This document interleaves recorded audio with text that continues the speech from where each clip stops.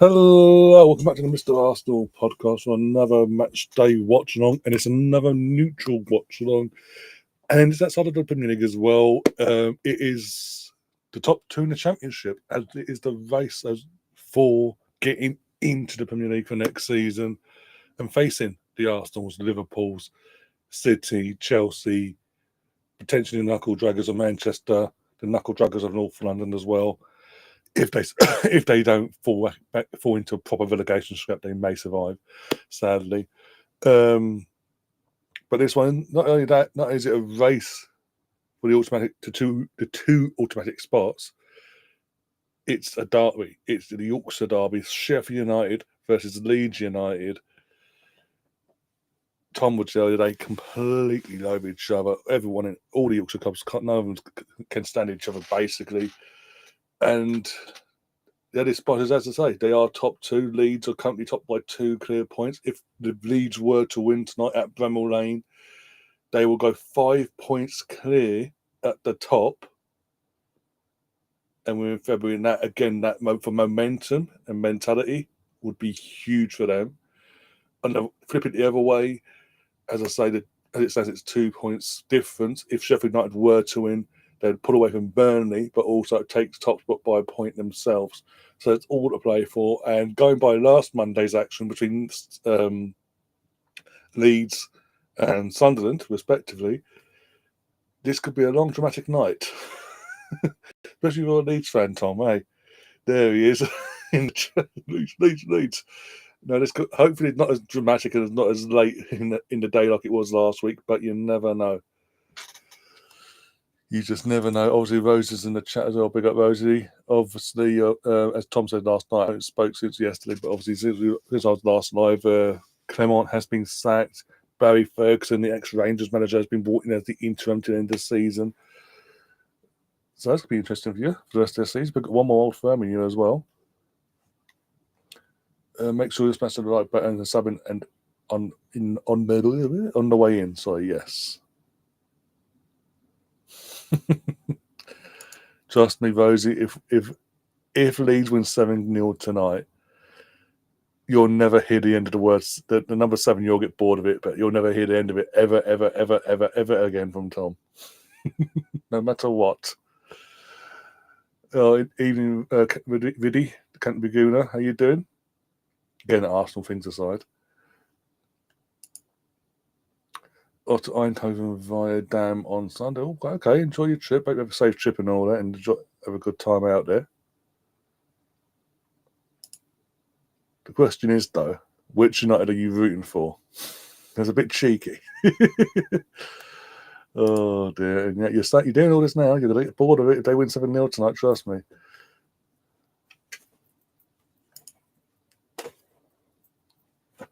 I think it will be Jack Wilshere who plays his club. You reckon? It'll be a big... For his first job as the main man, that'd be a bit of a big...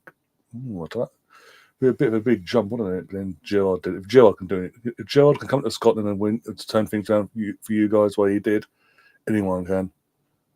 I mean, look at that point in proving is since Gerrard's left, look at his career. Good evening, tell you how you're doing. Why would I eat haggis? I mean, I'm part of Scottish. I've got nothing against haggis, but that's just random. But yeah, like I just said, nothing wrong with haggis. And I know what's in haggis, for fuck's sake. I know exactly what's in haggis. I'm not going into it blind.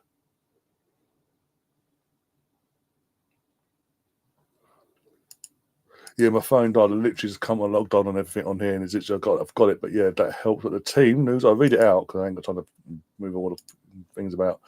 But for the home team, or the enemy as Tom sees it, Cooper's in goal. O'Hara is playing. This is again no positional order by the looks of it. Oh, Therese is playing. Oh, Kev Campbell's boy's playing. Oh, okay, Tom. You don't win 7-0. 7-1. You can take 7-1 surely. Need Tyrese to do well today. Oh dear, if you know, you know. Right, Sake, Burrows. I'm try and pronounce that bloody name. Jesus, Clark, Robinson, Brenton Diaz. He's back. I thought he was at Southampton. Did he go back to Sheffield United? Is that fucking things must be bad?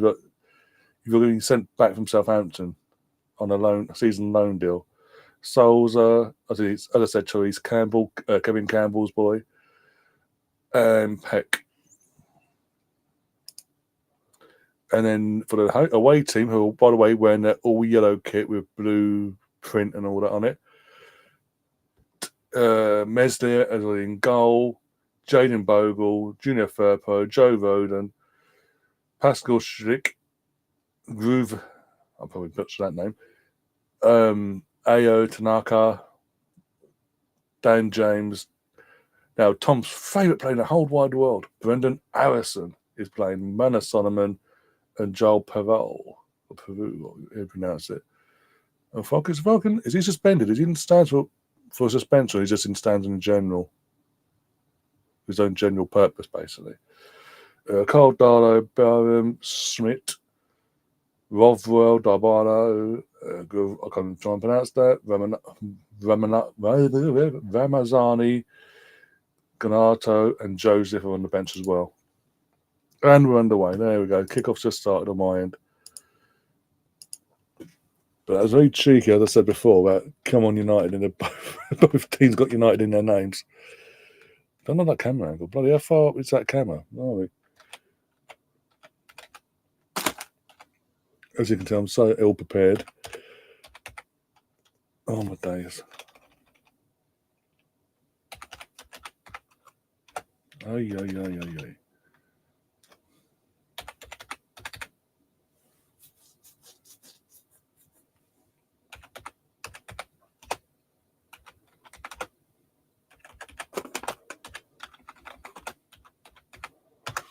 There we go.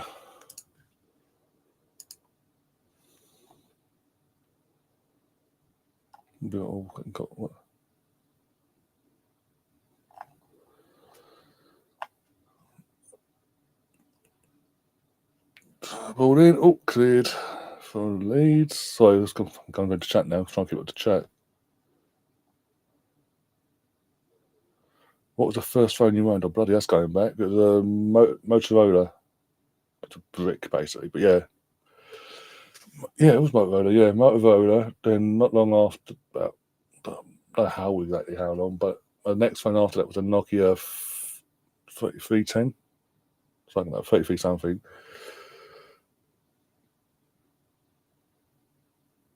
Where you could literally, back in the day, and this is back in the day, you could literally get phone cases of specified, basically custom made, and click and put them together on your phone and customize them that way as well, which I did do, obviously.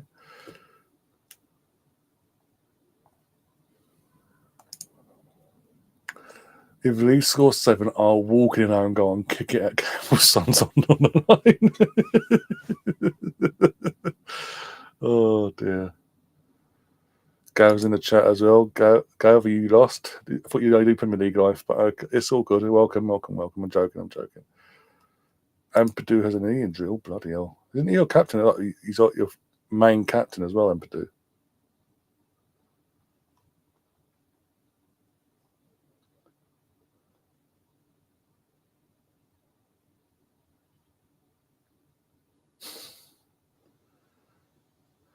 Really, Gav?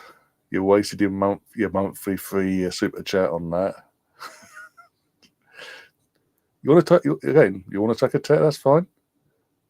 How's Enzo working out for you?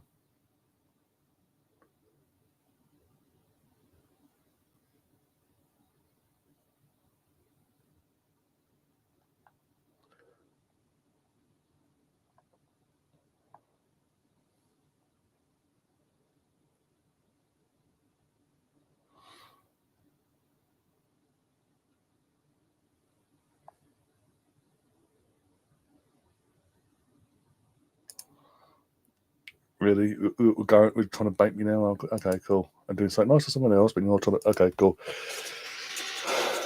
Again, why but your own clubs? That's all I'm saying.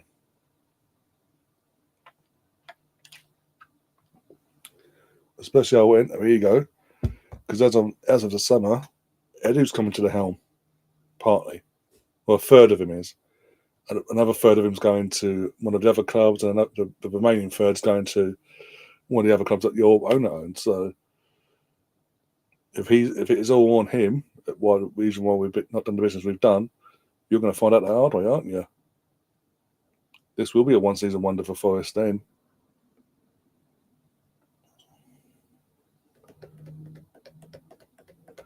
Yeah, they are literally. I haven't had a chance to actually mention that, but yeah, proper old school derby where and the refs allowing it as well to an extent, obviously. That's the difference between us. We know we were shit. We've had a crop season because fucking stupid red cards at stupid moments, fucking annoying injuries to key players. Initially it was just the one, and then it's Odegaard on his own. Then it fucking, as he was about to come back, it fucking started spiraling out of control. And now it hasn't recovered and settled down. It's every other week. It's a fucking another injury on top of another one. Also, we ain't spent £1 billion. You bloody have. It's only been 2.5 years under your ownership, and you spent over £1 billion, and you're still worse than us. How's that worked? Oh yeah, poor spending on kids. And the thing is, from Chelsea point of view, from your point of view, you're now seeing, and you're gonna realize a lot quicker than you probably wanted to, how bad American owners actually are. Liverpool know it, and even though Liverpool are doing what they're doing, they had Hicks and Gillette initially. Parts of their fan base don't even like the current ownership, even though the current ownership have got the club back to winning league titles, the Champions Leagues, and all that, and being competitive and bringing world-class players up, making world-class players and world-class squad like you've seen. There's part of that fan base that still don't like the current ownership. And you've got us. Hi. There's a few others that are sprinkled in the Premier League as well, American ownership-wise. So, and you're finding out quick how bad they really are and what their real motivation really is. Edu to Nottingham Forest, bigger ambition. Yeah, okay. More like bigger pay packet.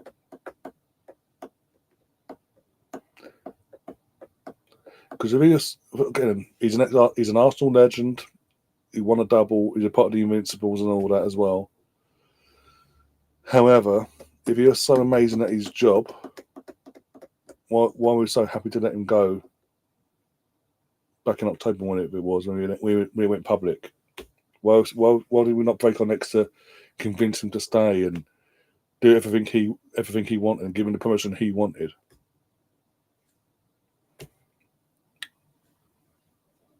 It's not again. I'm going to say, but I'm making I'm going to make it abundantly clear. It isn't just on Edu. The reason why we're in this shit house that we're in this season, but he's got to take part of the blame.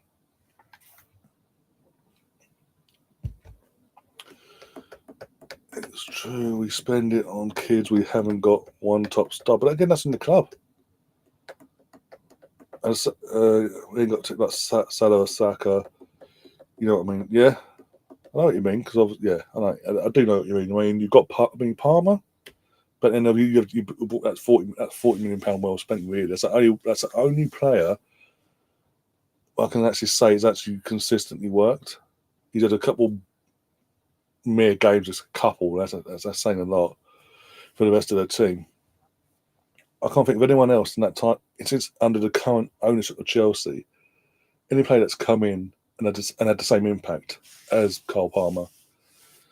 And this is why I've been saying all season, it's important for Chelsea to get into Europe, not just Conference League, but in like very worst case Europa League, best case for them Champions League this season, because otherwise Cole's going to be like, if Chelsea fall off to a point where they finish in the Europa League spot and they don't win the Europa League this season as well, he and his agents are going to start looking else, not immediately looking elsewhere, but they're going to put their feelers out, so we say. Seen it at our club for years gone by. It's a known thing. Players that have ambition, if they're not seeing where they're currently at, they'll look elsewhere.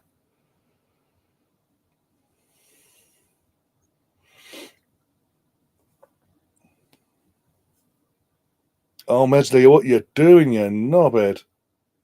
Almost scored an hockey. Fucking hell. Why is Meslier still in goal for Leeds? Tom, tell me this, please. You cannot tell me Carl Darlow is a worse goalkeeper than Meslier. Jesus. Evening Molina as well, evening Emerson. Probably is Bruno Arsenal. No, it's not. We'll find out in the summer that technically that is the case, but I don't think it is.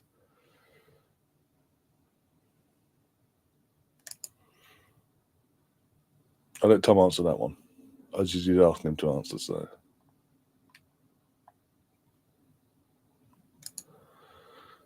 Oh, even for the point it stays as it is, doesn't it? It still stays top. You just obviously the 3 points would be give you a bit of a cushion, a little bit of a cushion. The 5 point gap and all that it would produce.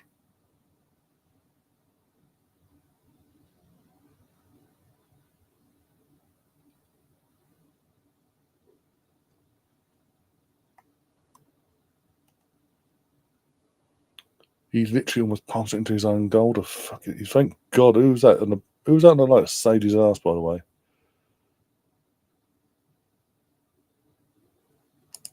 This is the easiest question in the world, by the way.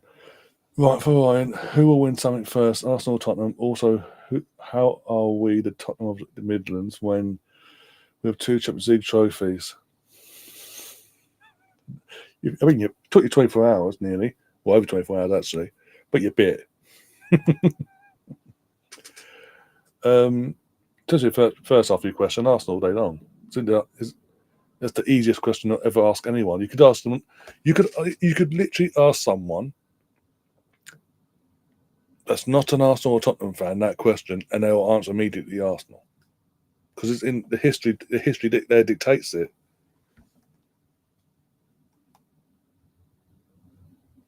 Plus, we're such a bigger club. We are genuinely a big club. Tottenham are not a big club. How they ever became a member of the Big Six in the Premier League is beyond me. What, because fucking Potts did a 5-year stint and got into a Champions League final once upon a time, which they bought in 30 seconds, by the way. How? We got stick on a regular basis. When we went 9 years without winning a piece of silverware, we were getting stick season in, season out. Not just from other rivals and this, that, and the other, but from the media, you name it. It was being hammered home every year. That was for 9 years. Tottenham haven't won nothing since 2008. We're now in 2025. In 3 years' time, it'll be 20 years since they've won a piece of silverware at this rate. But you don't see, obviously, fans take the piss out of it because fans what fans do. We don't see the media saying that. Oh, it's a disgrace that such a club like Tottenham's nearly 20 odd years without a trophy. Da da da da. It gets mentioned, but it's not regarded as a sham. Tottenham the favourites winning, yeah, and start of the season, Man City before the ball was kicked, Man City were favourites winning the fucking league. What's happening there? Favourites, just because someone's labelled a favourites doesn't mean they'll win it. And the thing is, they're labelled favourites. I can't. No 1-0. Sheffield United. Brain dead defending, and it is Tyrese. I think it is Tyrese Campbell with the goal. Kevin Campbell's boy with the goal. But that was a shit show of defending from Leeds. I'm sorry. And the goal, fucking Meslier. Seriously, Tom, answer me. How is Meslier in goal?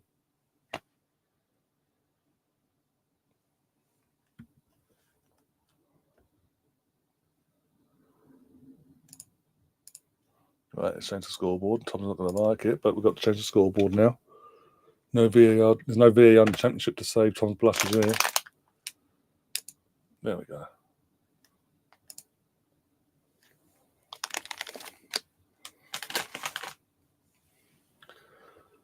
maybe Gerald comes home.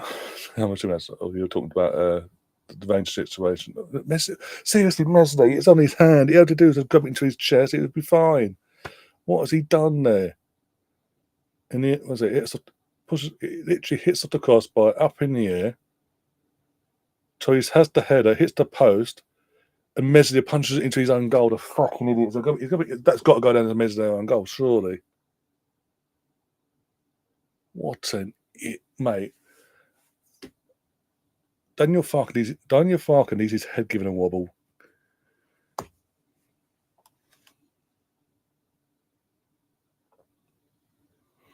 We'll have to see McCoy's managed, but I think he's retired from that. He's back. He's happy doing his punditry nowadays, isn't he? So.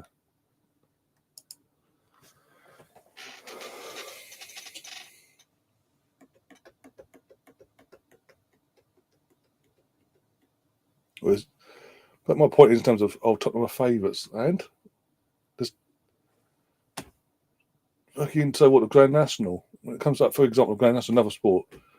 The favourite is not always the favourite for the Grand National. Not always doesn't always win. So that whole tag of favourites, and plus that's the English thing. I guarantee you go outside of the English betting side of things, you went into the other European countries, Tottenham wouldn't be nowhere near favourites. So, and come on, are you honestly going to tell me, from what you've seen from Tottenham this season, you believe that they can go into Europe, no matter how the draw's played out, and get to not get to a final, but actually win it? Come on, have a day off. They couldn't even defend a 1-0 lead over 2 legs in the second leg against Liverpool. Are they in the FA Cup? They're not even in the FA Cup, are they? Well, they're out of the FA Cup. Oh, I don't know. Yeah, they are. Yeah, Villa knocked Villa. We didn't even try in that game, by the way. Not for most of it anyway. Knocked out with ease, by the way. Knocked out fucking Tottenham.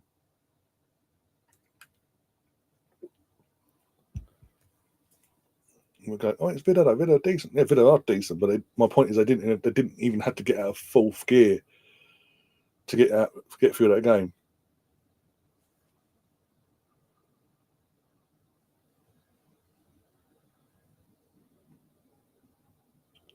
Daniel Farkas just crosses. I don't know what is he. No one actually answered the question. Is he actually been suspended, and that's why he's in the stands or up in the nearly touching the roof of the Bramall Lane, basically?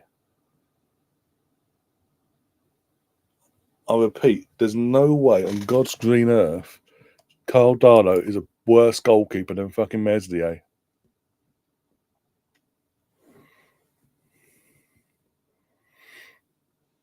He's all over the place. He is completely all over the place. Who had Chelsea got tomorrow? It's going to be 15 years since Man United won the league. Doesn't time fly? Yep. When you think about it, from where they were to it now, mental. But we've been there. We've been there now, haven't we? So we've been in that situation. We're still not out of the woods yet. We need to get ourselves out of the woods soon because it's borderline pushing Liverpool's 30-year record, and I don't want that. Thank you very much. No disrespect. Talking of all, here's Chris. Hi, Chris.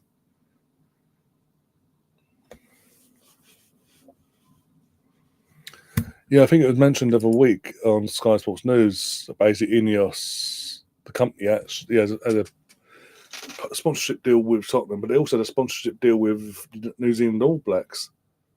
But they did, as I inverted commas, did.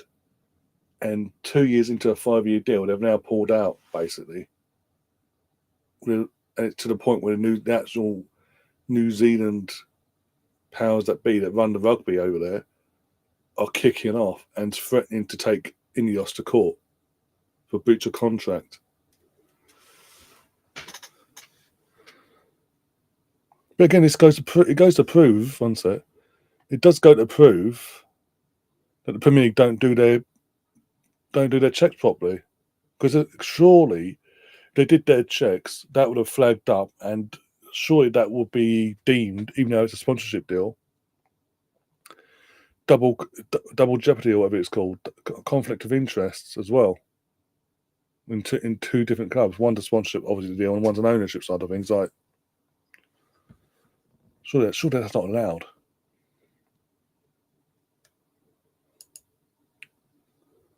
Is the Leeds game on Thistle? No, it's on. It's only on Sky Sports Sky Sports basically. Sky Sports Football and Sky Sports Main Event. You're giving that goal. That's wide, Tom. That's the worrying thing. They look like that because it tells her up because the goalkeeper's is crap. I'm going to need Messi subbed off. He shouldn't be fucking still. He should after the Sunderland debacle in the season. He shouldn't be number one still. The fact he's still number one after all that, it's a joke.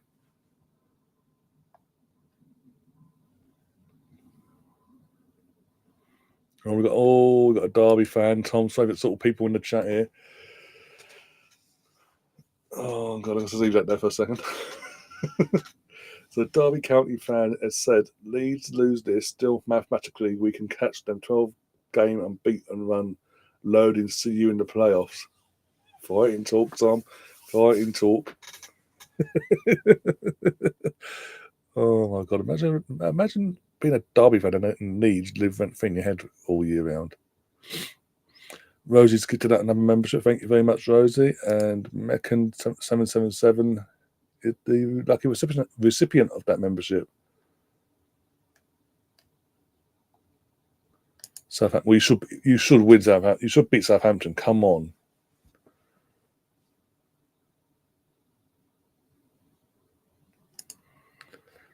We have the worst goalkeepers ever. You can't take that crown off us. I think Meslier is trying to do a good job of that.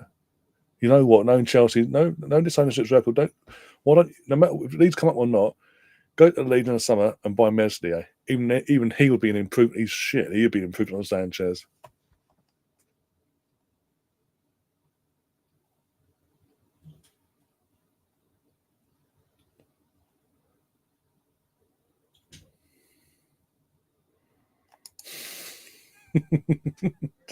Probably, I don't know. Oh dear.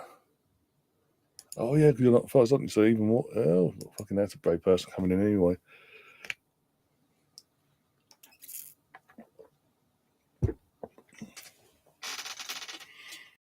Oh god. So as it stands, Sheffield United are top of the championship by a point. Oh dear. Well, as long as a whole, coming into the season, as long as fucking Burnley don't come up, either automatically or via the playoffs, I'm happy. I keep saying it. I cannot have Burnley back. It's pointless. They'll come up and they go back down again like they did last year. It's just pointless. And the worst thing is that everyone because Scotty Parker, for some reason, he has a fucking hold over the media as well somehow. When the company came up with Burnley, literally, you're going to have all the media, all the so-called experts, big up Burnley in terms of over egg them, saying they're going to be mid-table. That'd be fantastic, and they'll be rock bottom again. They'll be pathetic again.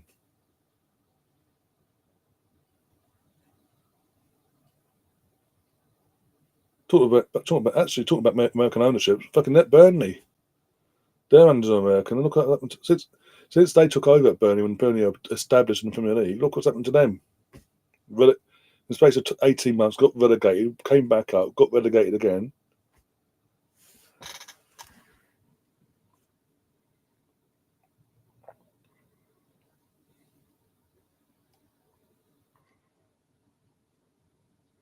What's the protest about exactly? Yeah, it's been given as a known goal, by the way. Shockingly, not. Mate. Yeah, I mean, just out of interest, what is the protest actually about, and who is it aimed at in particular? Rudy wants Leeds, Sunderland, and Coventry to come up.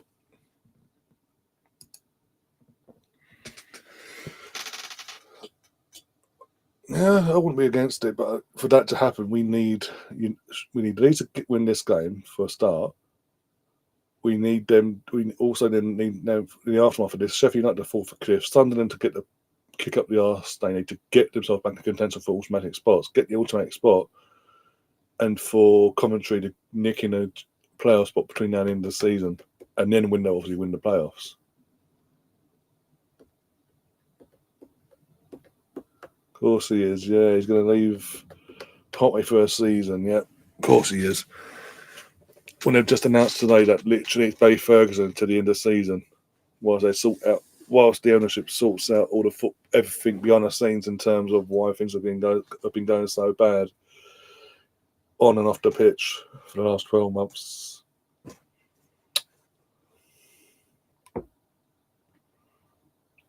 The ownership in general, okay, fair enough. Clear Lake and Blue, okay, so that whole ownership, fair enough.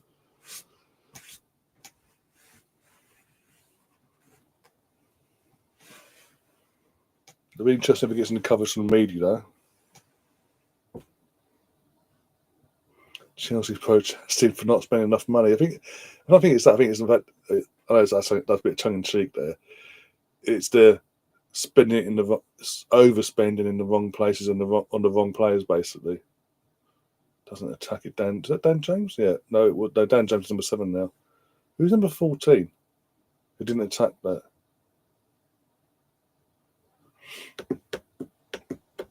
Well, Gav. He shouldn't have been a dodgy prick and get himself involved in the other situation in Russia. Now, if he hadn't, you'd still be your owner.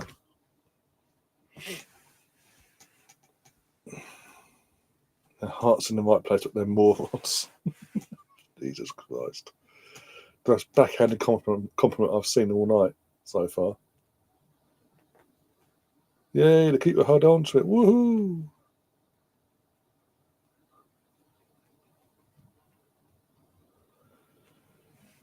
This is so one-sided so far. Since that goal's gone in, Leeds can't get their foot on the ball whatsoever. Get any sort of momentum themselves. By the way, Tom, did you say you was working tonight?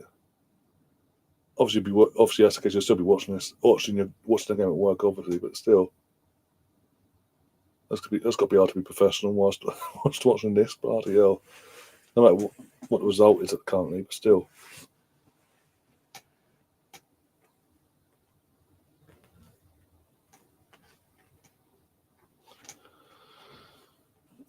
Time for the Premier League to take all the medals and trophies off the cheeks. Well, that's the hope.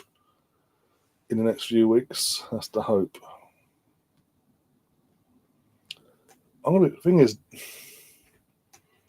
we said it yesterday. It's more likely they're going to do well, they've been really bad this season, so it's going to be a slap across the wrist, don't do it again mentality. More likely, but if it isn't, they actually say no, they're guilty, and this is what we're going to do. We're going to actually chuck the book at them in terms of point deductions, fines, regulations, stripping titles, this, that, and the other.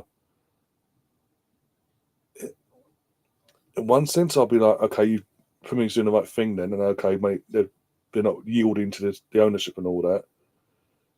But on the other side, I'm going to be, as an Arsenal fan, and Liverpool fans will be the same as well, because we'll officially know we've both been cheated out of league titles. We'd have been cheated out of 2.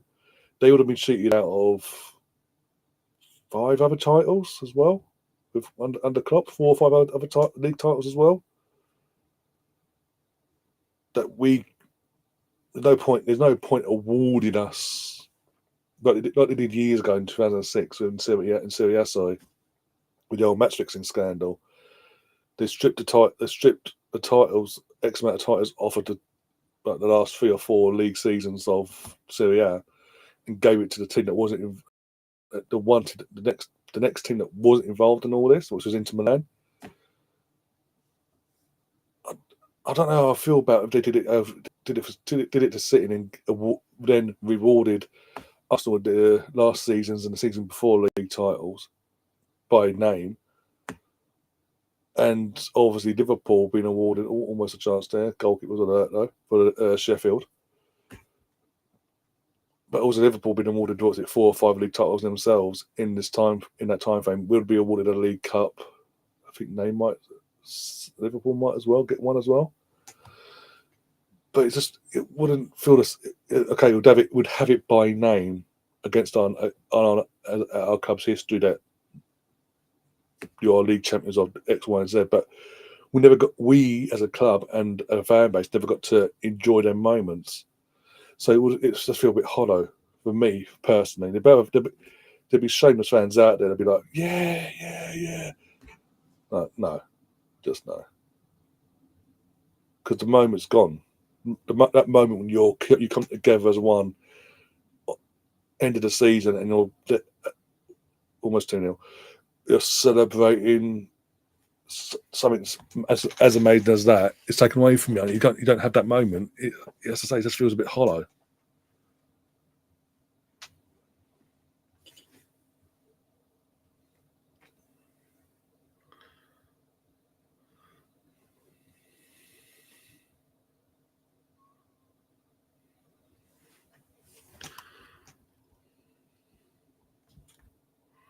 But you say that, but at least when the new owners came in, they sort of went, "This don't look right," and handed it over to the Premier League and sort of went, "We'll take the punishment on their behalf, basically, of the previous ownership."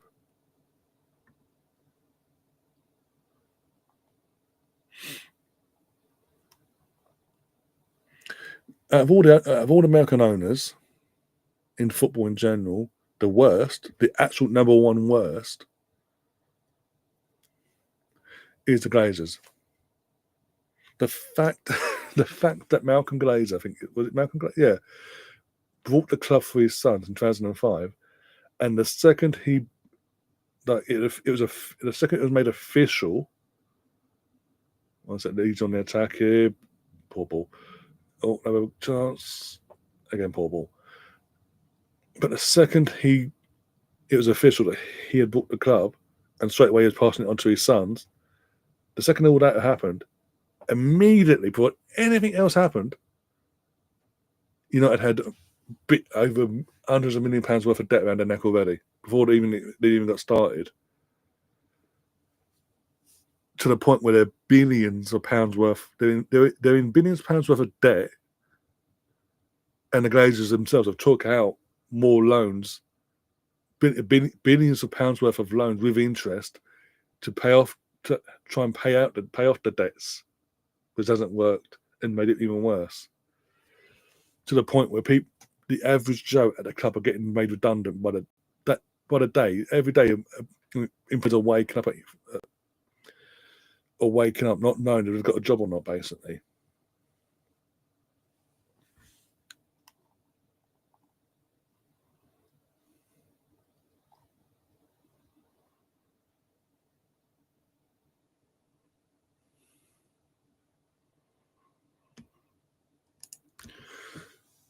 I can't really complain of FSG. I know this is what I was saying earlier. There's parts, not everyone in your fan base, there's parts of your fan base that don't like FSG for whatever reason. For James hits into Rose head. Because, as you say, mentioned there, did really piss you off. Yeah, no centre backs in Jan, and they only gave Klopp 2 midfielders a few years back. Yeah, and your defending champions were back then, and even last season, like you didn't do loads of business in terms of adding into the squad. And what was Klopp's last season then, and then this summer just gone, new managers come in, and then he brought one player in. And that was in the last knockings of the window, basically. So there's obviously rightly so. There's parts of your fan base thinking taking a bit of a liberty here. And it's going to be interesting. FSG themselves are going to be under huge pressure now. If Trent, Salah, and Van Dijk all go in for free this summer, it's going to be interesting to see if FSG step up and help slot out here or not. Because if they don't, and they find one of the bus, he'll be gone by Christmas, defending champion or not.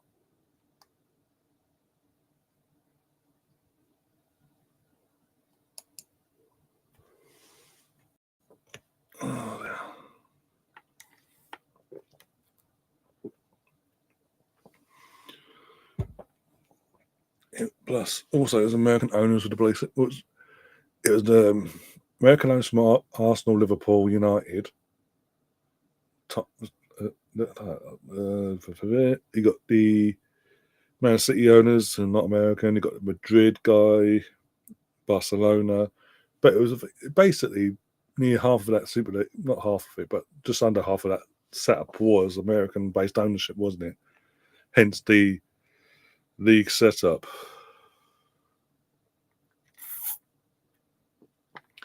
No relegation. Our teams are in it for life, no matter what.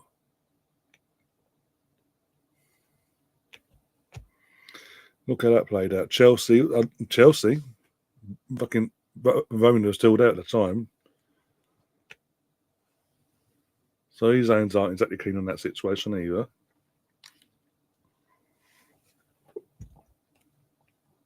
Actually, had Rory Jennings and Fogden having it out with fucking Petr Cech outside Stamford Bridge that time. That was a piss take as well. Fucking Fogden's a fucking Bolton fan, and his dad are Bolton fans. And outside, they're down in West London, fucking protesting in Chelsea things like, off.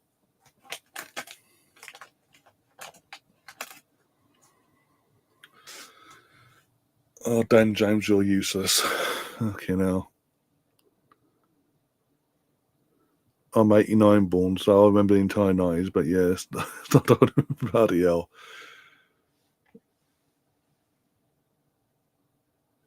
They need to start to wake up a bit more back in this first 90s fella everywhere. Feeler, that's it. Well, early 90s was the bloody shell suits, as you say, feeder and whatever.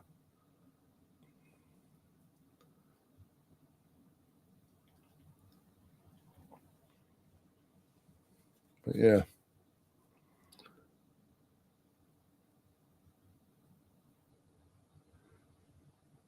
You were the first publicly you were the first to officially announce it.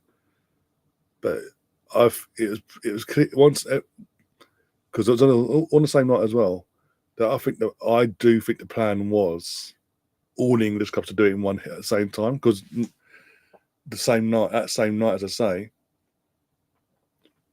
us, City, Liverpool, and Knuckle Draggers and United all put a joint statement out at the same time. So I think the plan was all six were to announce at the same time, but because of the coverage that particular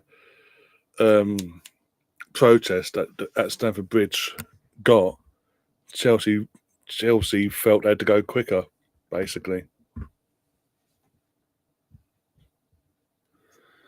Bet no Arsenal's United's kit's done. Bruce Banana, the Thunderbolt, the blue Thunderbolt kit as well. Under night. Bruce Banana was Adidas. Yeah. The midnight blue with the light blue Thunderbolt, that was Nike.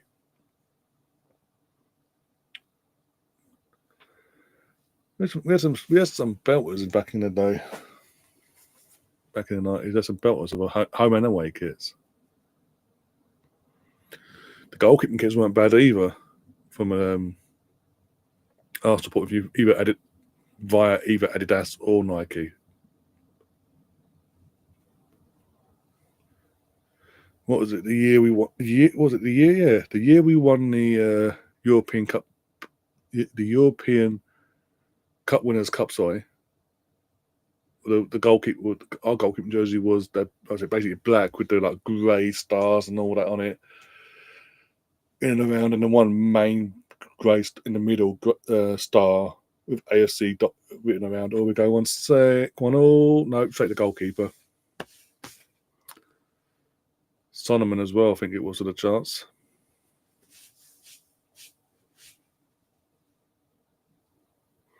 Nighties was buying or watching anything Northern Market Owen was on.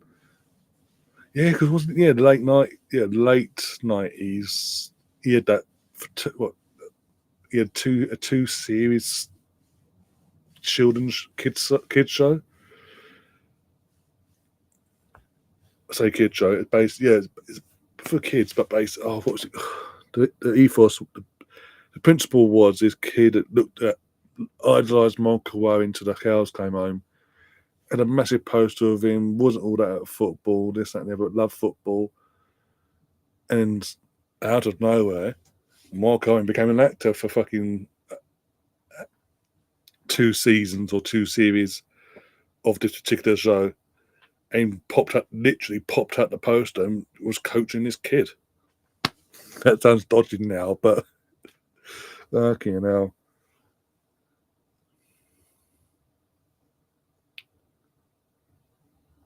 Arsenal's best kit, in my opinion, was the yellow Sega top or the yellow O2 top. The yellow O2 top, you're on about the 0304 away kit with the blue collar, yellow, blue O2, that away kit. And the Sega one, I've got the yellow Sega one. Don't fit me anymore. When I was a kid, I've still got it though, as a keepsake. But yeah, I might show you next time over the week. What are we playing now? That's a point. If I'm able to find it between now and Wednesday, I might because show you just for the sake that so I do have it. It's just no matter what, I'm never going. It is a kid size, so I'll get now. It's, as I say, it's a keepsake now to pass on and all that for the next generation. Ever happens. Chelsea's 90s kits were. You had a few different. It was Umbo made Chelsea's kits back in the day, wasn't it? Back in the 90s, most of the 90s anyway.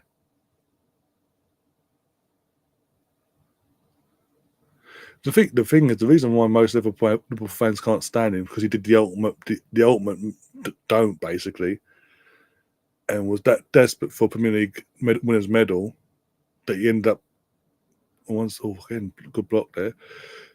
He ended up going to the enemy for a couple of years just to get himself up winners medal. And I think that's the final nail in the coffin really for his legacy at Liverpool.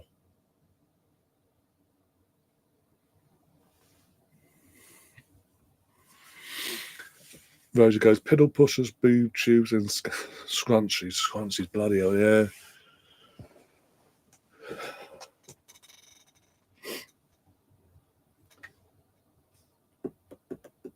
My favourite away kit, Arsenal wise. Yeah, I like the 0304 one. But my all-time favourite is the 2001-2002 away kit, the gold Arsenal away kit with the navy blue Sega as a sponsor, the red trim going the literal red trim bit going down the side. 0203 blue shirt, that was nice. Yeah, it was a nice one as well. Circle motion with the O2 on it, yep. Champions John Terry in full kit Champions League, yep. Did that in the FA? Did he do that in the FA Cup as well? I swear he did that in another game as well.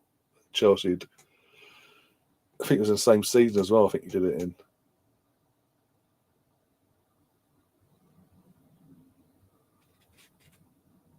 Just because he's a club captain, it wouldn't look. He didn't think it would look right. Him turn up like, mate, you're suspended. You should never. I know he's the club captain and all that, but he was suspended for the final for fuck's sake. As much as it would have pained to see someone else lift it as the Iron Man and all that for the voters, in that final he had no influence in that final because I say he was suspended. He should not have been anywhere near that podium. Basically, the fact that he was allowed to get the suit off, put the kit on, shin pads and all, and allowed to go up on the podium with the team was absolutely shameful and disgraceful at the same time. Should have just let his mate. Imagine it would have pained him to see in the papers and all that, not him lifting it. He would get to lift it eventually once they got down to the pitch side again. He should have just literally gone and sucked it up and let Lampard lift it. It would have made more sense and looked better. But then again, this is a guy that when he finally decided to retire, decided to orchestrate his own guard of honour on the 26th minute on the final game. Come on. It wasn't even like the club. It wasn't even like the club organised it to be like that.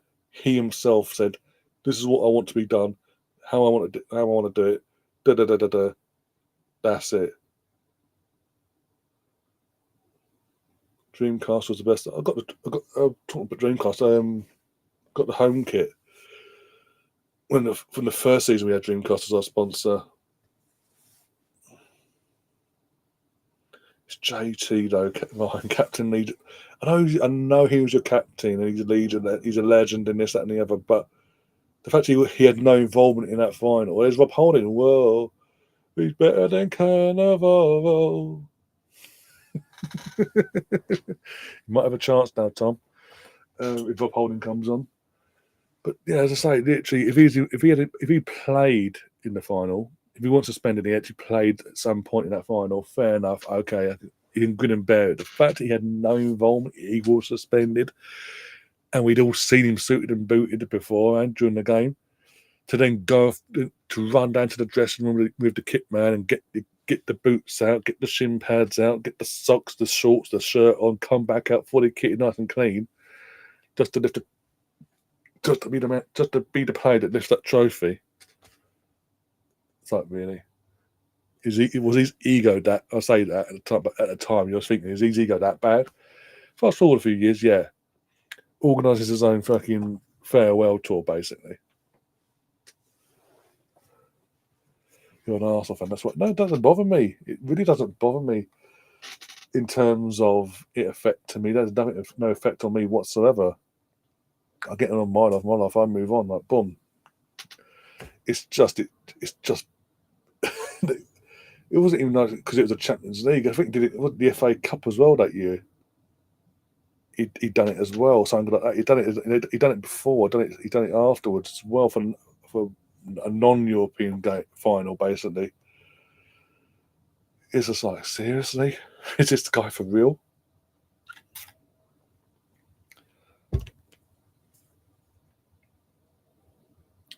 That would have been like, I'm trying to think now. Arsenal get to the Champions League final in 2004. If we knocked you out in the quarterfinals, beat Monaco, got to the final in 2004 season against Porto, and for some reason for Vieira, our captain, was suspended for the final. Couldn't play, couldn't have no involvement. He was there for team morale and all that, but couldn't have the involvement in the game.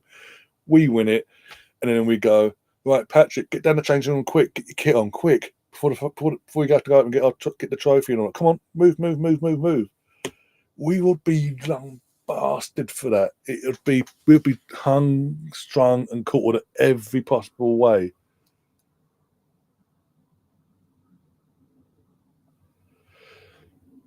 Tom says I'd be lying if I said this half was Leeds at our best.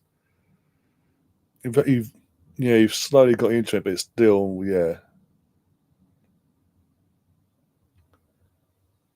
No, if Tony Adams had done that in his time, if we got to the final in his time and he suspended for the final and he'd done that, I know for a fact you guys and every other rival fan would have torn us a new one, and like we do with John Terry now, he would not let us live it down. We wouldn't care, like you don't care, obviously, because it's John Terry, but from everyone else, it'd be like, that's a bit shameful, isn't it? Bit of ego and this, that, and the other. Difference is Tony wouldn't have done that though, because Tony wouldn't take that moment away from everyone else that actually put that effort in to win that final on that day. Just saying. That's a little, yeah.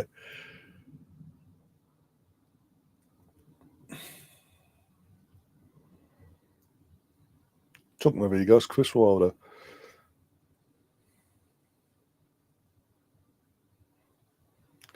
Just a bit of a knob, yeah. So, literally, the corner's come in, two of these players on the floor holding their legs, and the referee's just gone, no, half time, off you go. Mate, right. Daniel Farker does one thing that's right in this half time team talk, is hook off the goalkeeper and put Caldado in goal.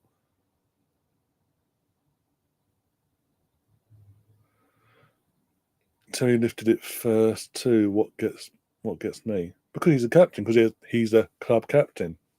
He had no involvement, but he's a club captain, so that's all about him. Look at me. I'm the first Chelsea player to lift the Champions League trophy in its club's history, even though they had no involvement in the final. Yeah. Because this takes away from that dark memory a few years back in 2008 in Moscow, when we sort of won it on our owner's home turf. Chelsea should be grateful he never played. They would have lost if he played that final. Oh, you're now stoking a fire there, Colonel. we're talking if buts and maybes, are we? Okay, cool. I'll leave you to it on that one. Oh dear. But yeah, it's half time. It's 1-0. Come on, it's true though. You're crying, really, but it's true. You remember the Aussie soap Neighbours? They did an episode of Research in Soccer. Someone said Milan Jovicic is one of the greatest players of all time. Yeah, I wonder why they said that one. Talking to Neighbours, that's gone again, hasn't it? It ended literally. So, in the space of 2 years, it's gone from being done and dusted, never coming back, to it came back, thanks to Amazon. And then 2 years after the Amazon deal's been set up, they're now going, nope, fuck off. And Neighbours is now gone again. At the end of the year, Neighbours will be no more. Again. Unless someone picks it up again. Oh my God.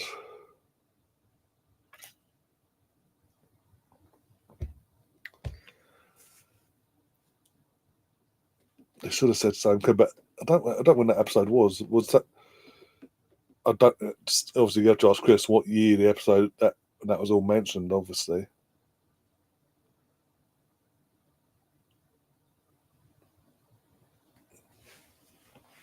Sam Kerr might not have been a name back then. I don't know. Terry had Jorginho skipping past him in 2001, 2012. Terry was a good defender, but being real, between 2011 2014, I thought he regressed massively. Yeah, Channel 4 boy. that's Neighbours' last hope at this point, because they've had the BBC all them years, and then they went to Channel 5 for years and years, for a good decade plus. After about 3-year hiatus from UK TV, even though it was still going over in down under, weren't being shown over in the UK. Channel 5 picked it up, kept it going. Then Channel 5 as a whole went, no, a couple of years back went, no, done. We all thought that was done and dusted. They did all the cameos, like Carly and all that, brought Kylie back for what the last episode, this, that, and the other. And then about 2 months later, we're back. Right, okay. 2 years later, we're gone again. But yeah, in terms of John Terry, what Colonel was saying there, I get what he's saying, because even Mourinho, when Mourinho went back in his second season,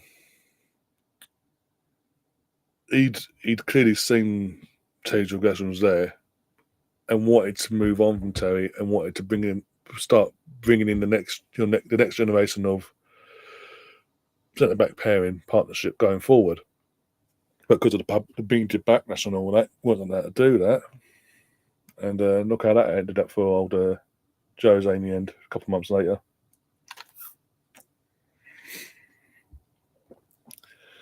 And John Terry was able to con himself 2 or 3 more years into playing some football for Chelsea.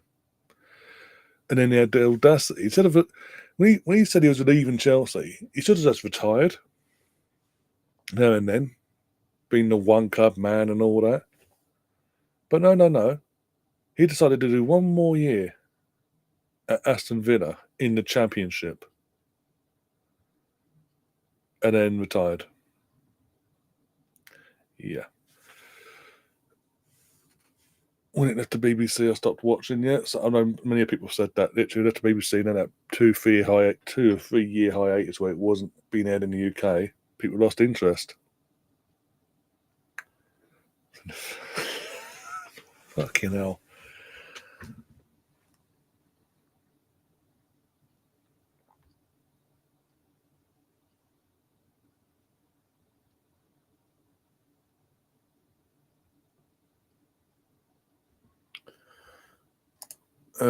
Anyway, as Rosie says, make sure you're smashing the like button and sub into the links below.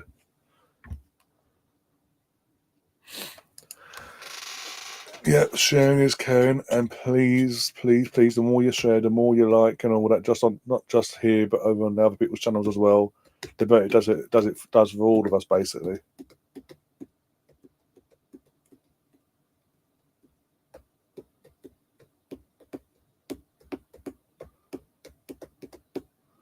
I still don't get what because showing the goal here. Sorry, Tom. I still don't get what Mez is playing at. Ben will. I can guarantee you right now. I don't know if you're contacting Ben as you speak, or you have had to contact since this game's been keep playing. I guarantee Ben's losing his fucking mind with Meslier.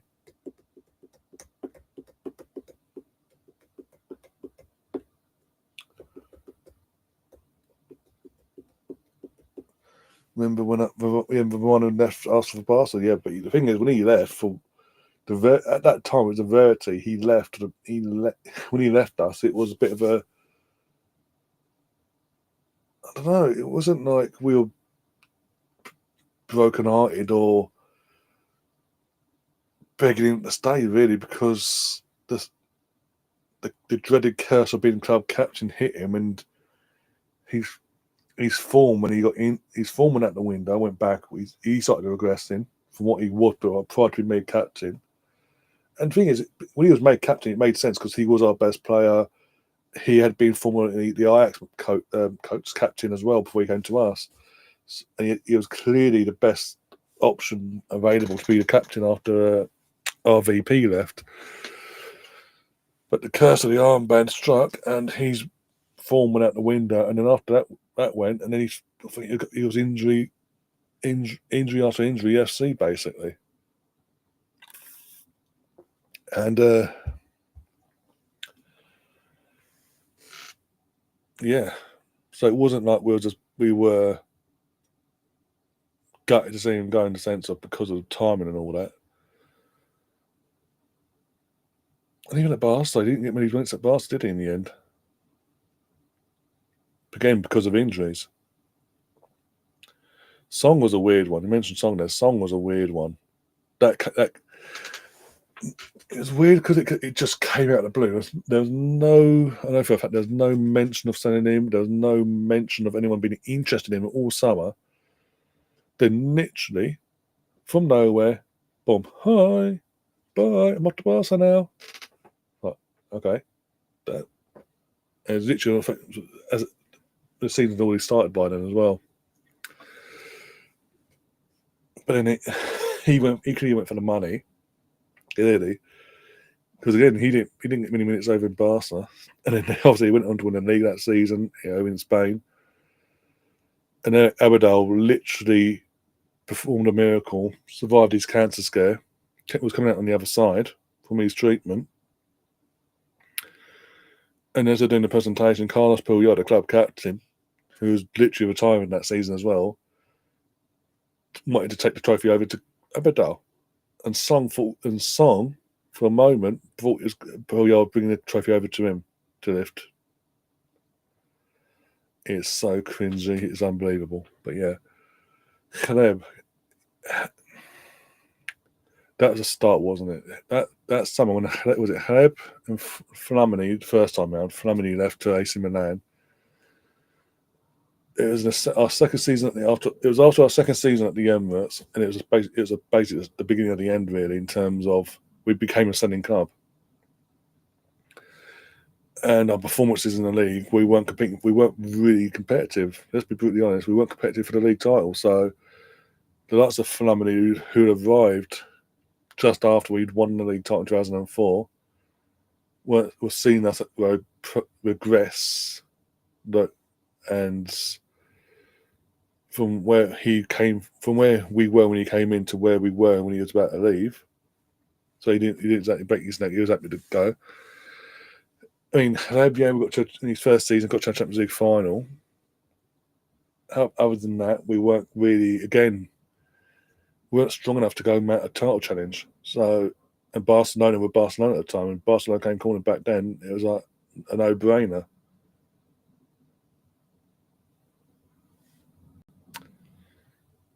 But yeah, it is what it is in that sense. We have to move on from that. But hey, Emerson's asking a question. Says, Ryan, do you believe my theory that squad number 9 is a curse?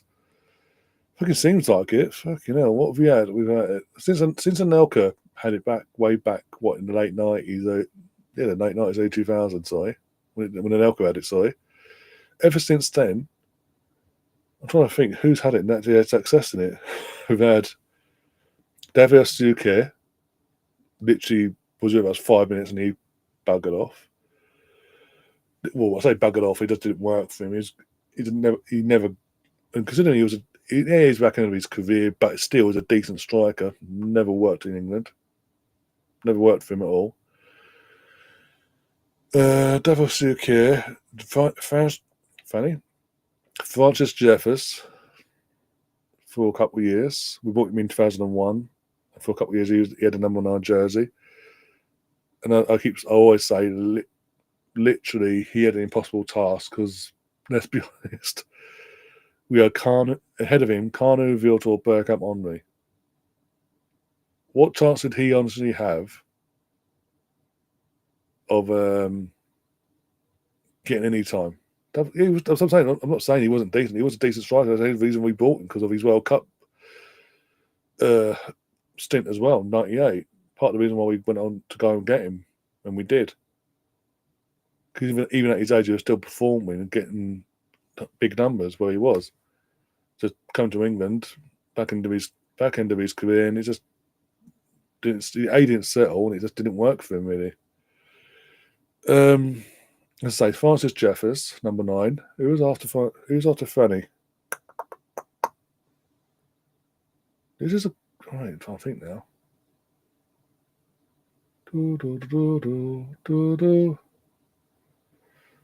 Eduardo? Was it Eduardo?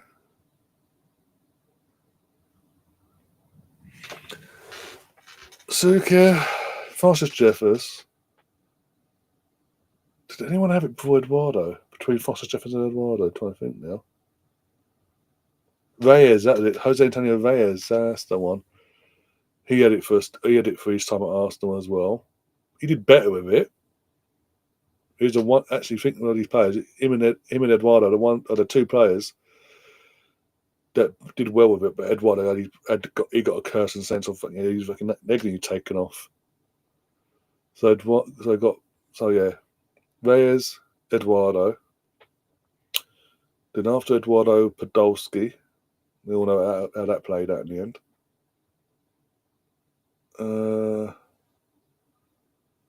Podolski, Jesus currently number 9. Look how that's playing out for him.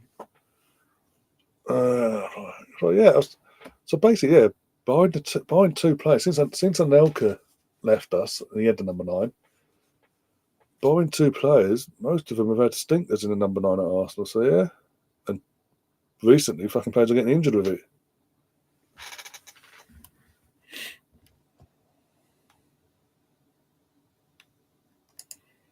Yeah, I think that was after when we were in the time frame. He was still under our. Was he? I don't think it was. Because I was 2 seasons into his deal, we loaned him back to Ipswich. Not Ipswich, no, back to Everton because he wanted to play under Rooney. This was just before Rooney went to United. And it was that big thing in the media, Francis Jeffer, because they rated him, and Rooney wanted to put them both together on the same pitch. And obviously, because I say we had Henry, Kanu, Bergkamp, Viltord with Jeffers, we were never going to go and get Rooney ourselves. So the only possible way it was going to work was what happened if we sent him back to Everton on loan for a season, which we did. Was it? Did you loan him to Charlton the following season, 04-05? 04-05 he was at Charlton. I know that much. We must have loaned him or sold him to you guys. He's a good striker. Don't get me wrong. He's just timing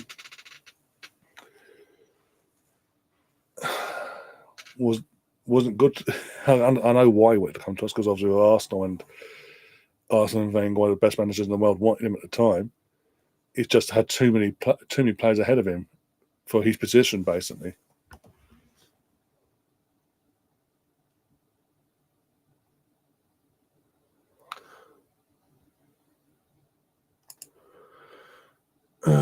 Used to love Overmars, but he didn't really stay at after the unlike us with Robin.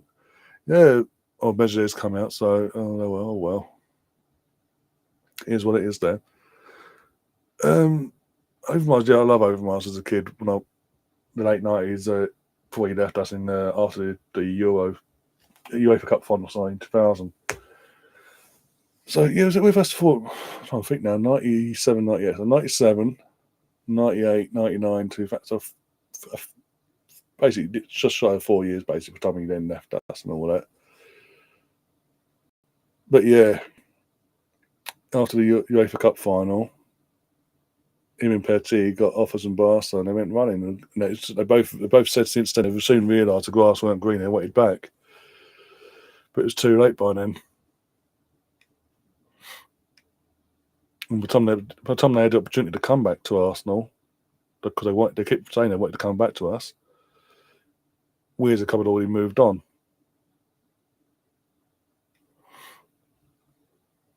That's why Petit ended up at bloody Chelsea in the end.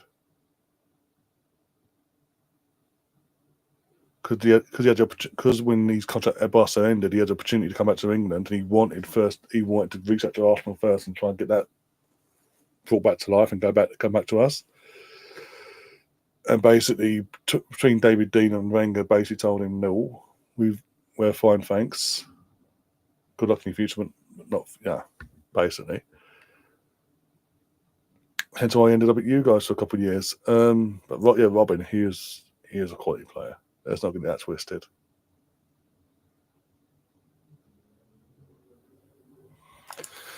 Remember when we splashed the Castle Shevchenko run? He was a massive flop. The reason he's a flop, though, this is the thing, because he's a great striker. Shevchenko was a great striker. He was arguably the greatest striker in Europe at the time. Let's put that one out there straight from the off. But he was never going to work at Chelsea under Mourinho, because Mourinho doesn't, how he sets his team up and plays even back then was never going to suit Shevchenko and how he operated as a striker. And it was always a down. By the time they got rid of Mourinho, we started falling apart the first time round. Shevchenko was confident towards his bad, and he wanted to go elsewhere basically by then.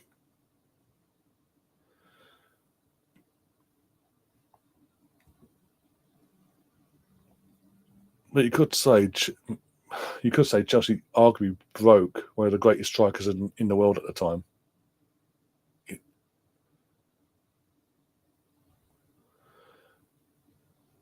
Yeah, Reyes died when he was retired, though. Long gone, long, way down the line after he left us. He retired for a good few years. So let's not go to that one, Enrico. Thank you.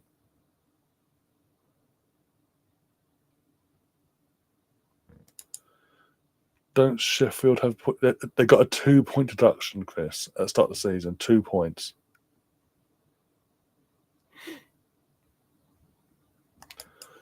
Who's top if results stay like this? As it stands, Sheffield will be top by a point. They need to drop the second, and then they've got Burnley third and all that crap. If Leeds were to turn it round and win, they'll stay top themselves and be 5 points clear.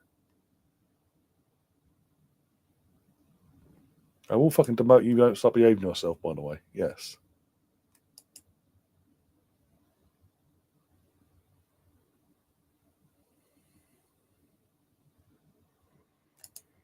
Especially Barcelona at that time. Barcelona were the best team in the world. Well, not one of. They were the best team in the world.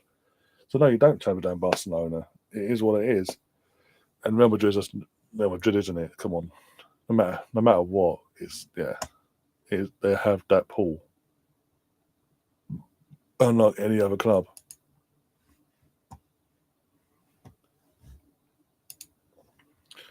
But Overmars, he was fantastic. He was lightning quick, and he knew where to put the ball where the goal was every time. He was a threat no matter what.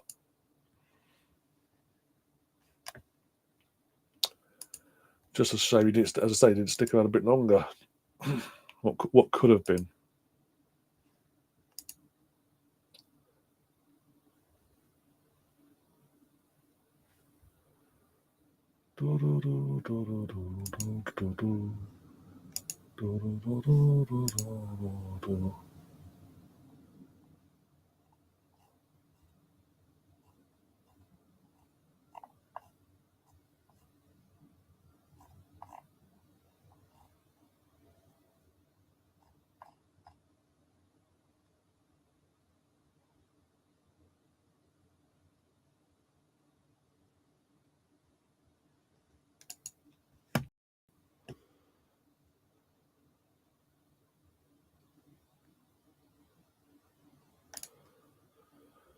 Remember Deportivo La Colonia? Yeah, the early 2000s.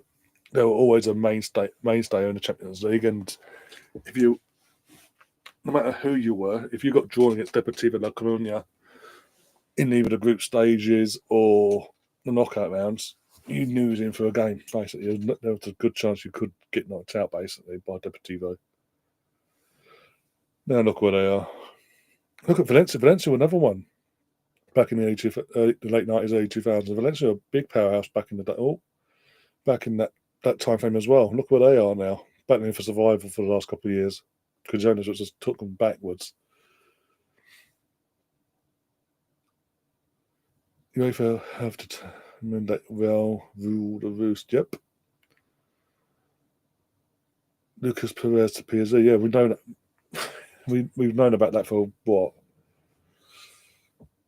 On Monday today, since Thursday or Friday when that was announced. We know about it.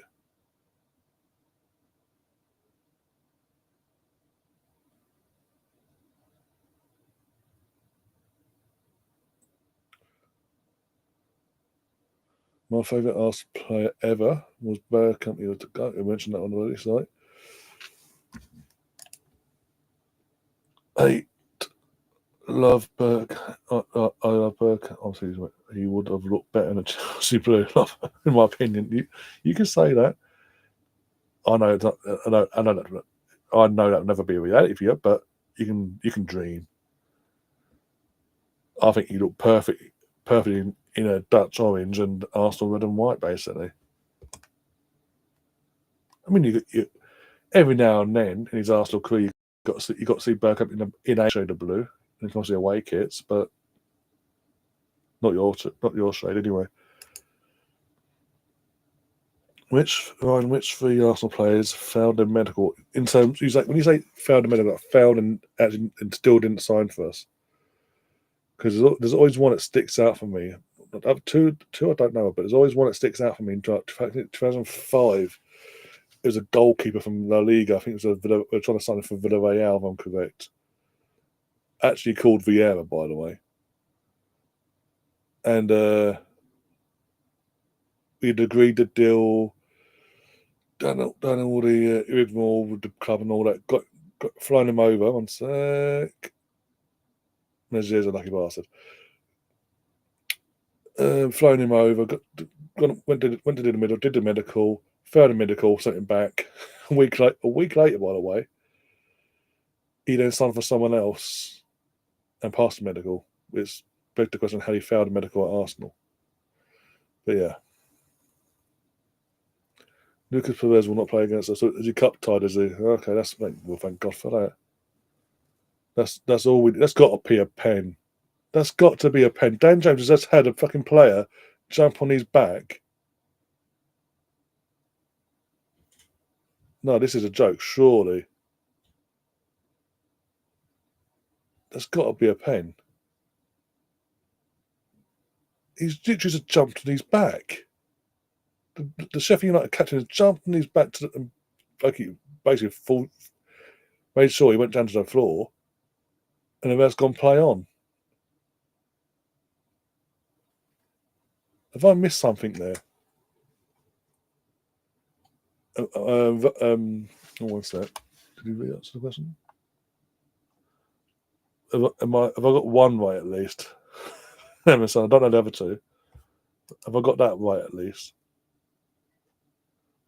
We have to because nobody else to I won't say save you, but help you out there. I'll say help you out. Actually, VAR in England's crap. So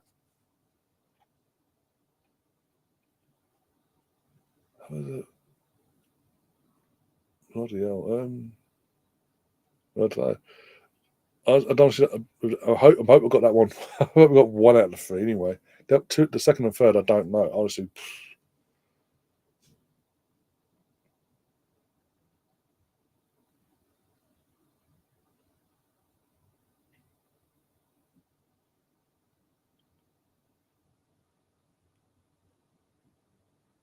I'm sure that's just weird. You know that's going to that'd be given anywhere else on the pitch. That'd be given.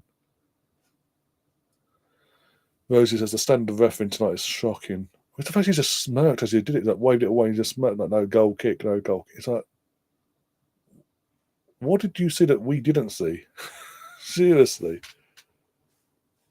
And this is, with all due respect, this is the league below the Premier League. You're on the verge. If you're not already being considered for the top 21 for the Premier League refs and all that, and you're doing performances like this, that's not going to help you, is it? Let's be honest.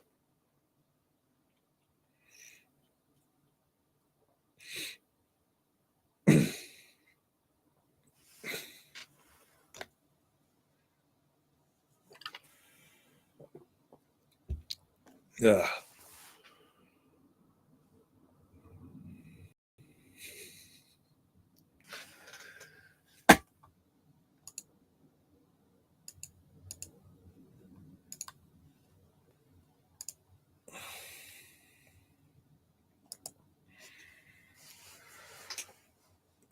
Come on, Leeds. Come on. Get a goal quick in front of your fans as well. Come on. Make this a better game, for God's sake.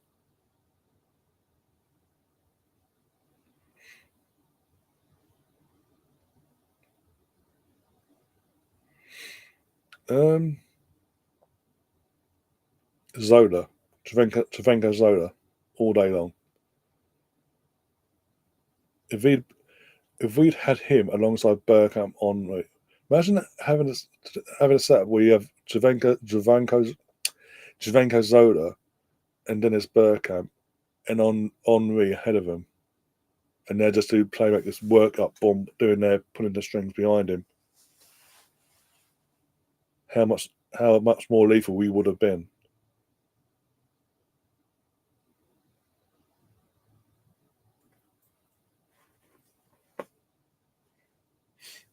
Thank you.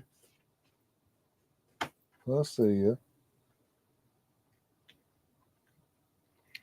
We've got some subs here anyway, but to come on. When they give me an Pavo's going off? No, Brennan Harrison's going off. Sorry, so Tom's favourite Leeds player ever is off.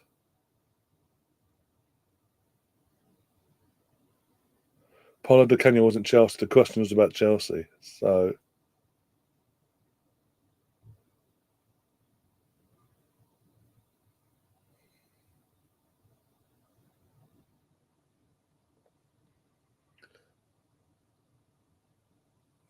Auckland, what are you on about? You're not welcome. You're always welcome on this channel. Who said you're not welcome?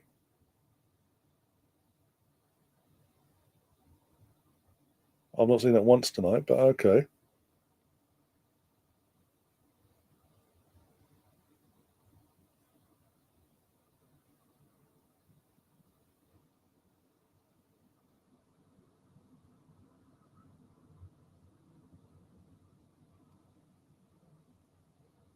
Thank God that was a crowd cross.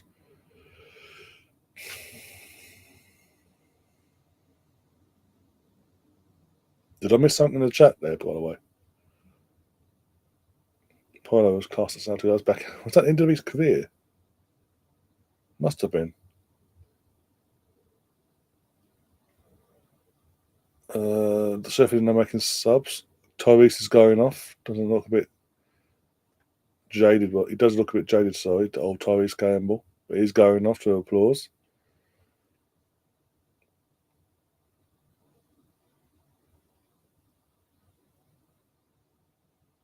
Harmer and someone else. I didn't see that. Cannon and Harmer have come on. Rakasaki and Campbell have gone off.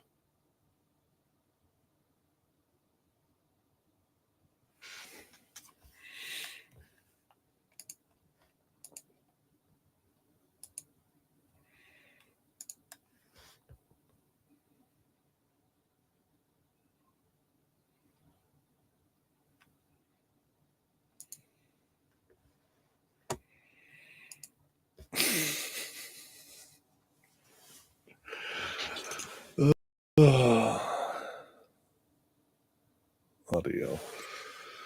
Can't bloody win. You've got too many vods, Ryan. You've got too many mods. Oh, this one's not happy. He's not. Oh, come on out. Bloody hell. Okay. Can't please everyone. Jesus. No, Celtic brought him in from Leicester and he's prime. Both Celtic Celtic Rangers had amazing players then.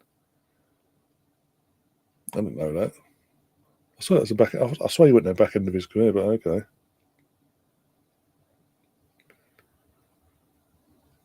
Why did he? If that's the case, why did he need to? I don't know. I'll have to have a look into that. But anyway.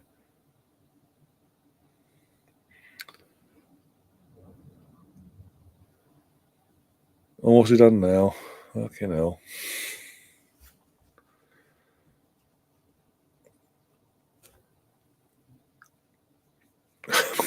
Demoted.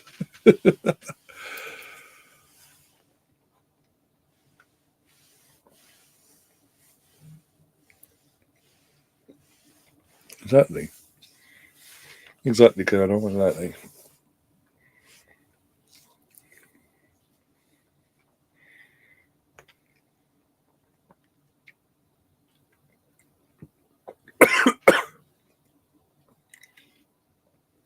Give me a throat. Come on, Leeds, wake up. Oh, my God, I lost it defending.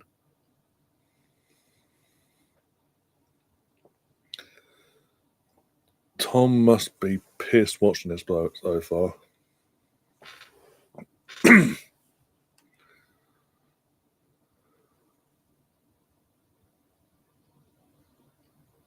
Oh, fair enough. Oh, dear.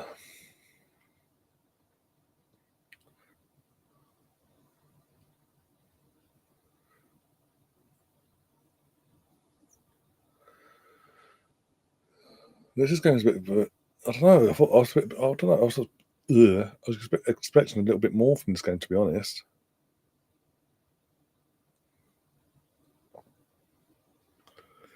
You got for doing a bang of a game tomorrow with Chelsea versus Southampton.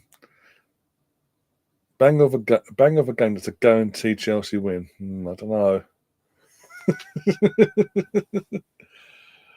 Oh dear.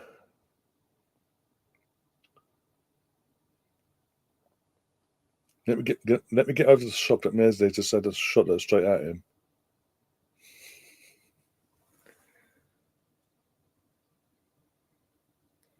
The thing is, even obviously if things stay as they are, because he's gone on to save a few shots he's meant to save, by the way, as a pass back, surely. That'll be Daniel Farke will justify keeping him as a monk. Oh, he recovered well afterwards. He made an amazing save, mate. They're straight at him, but they're amazing. They're straight at him. A toddler could have saved them shots.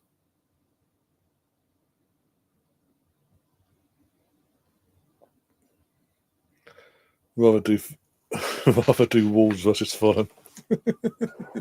Might be actually more entertaining game, to be honest. Who is actually playing tomorrow? There's a few games on tomorrow, obviously, but I don't know who that's. The big guns are playing on. Wednesday, sorry. Watch us lose now. Mate, if you lose to Southampton and assure them that they don't get Derby record, you'll never live that down, trust me. Why are Leeds shooting themselves on the final third like this?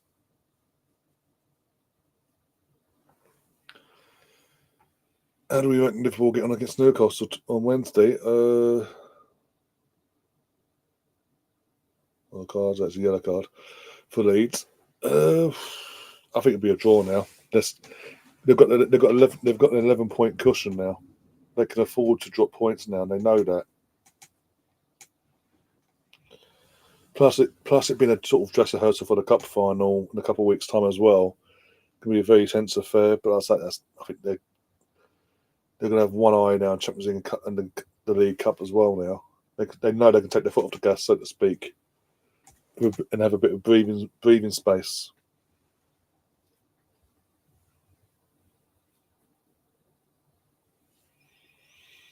He's 29. He's not 30 until New Year's Eve. Sorry.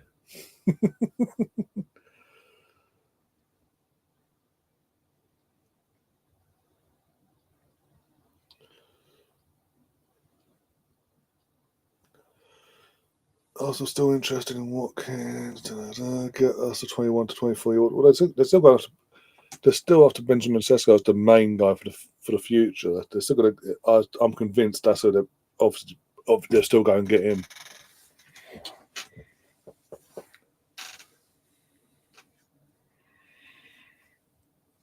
Thing is, I think it would be a good game as well, but I can't cover that game. I'd want to cover that game, but I can't cover that game because Arsenal play that night as well. And I'm getting the distinct feeling I might be on my own on Wednesday because Liam's not invited. Arsenal have damaged him basically after the weekend, and I wouldn't blame him, to be honest. Do you think Plymouth could knock out City out of the FA Cup as well, or step too far? Well, they've not done Liverpool when Liverpool's B team, but still, there's claims for handball. Ref's going, fuck off. I didn't see nothing. My assistant saw nothing. Go away. Let's have a look. His arms are tucked into his body, so nah. Ball to elbow. But also his arms tucked in like that. It's not like he's deliberately gone or pushed, reached out to it and trying to stop the cross coming in. It is actually touched his body, so there's nothing he could do there in that sense.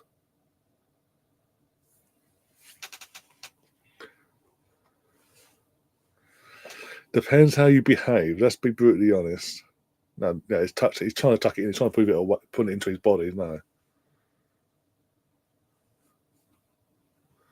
But yeah, it depends how you behave then, Ego, on Wednesday. If you go fully over the top, the mods that have the power. That's all I'm saying.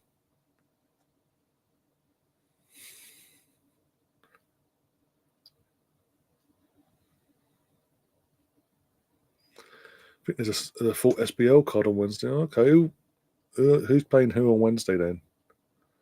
I will say this because obviously now that Barry Ferguson is in charge of Rangers to the end of the season. I will keep it as long as he doesn't clash with an Arsenal game, be it men or women. I will do the last Old Firm match, Glasgow Derby, what they call it, of the season when that happens later on in a few weeks' time, whatever it is.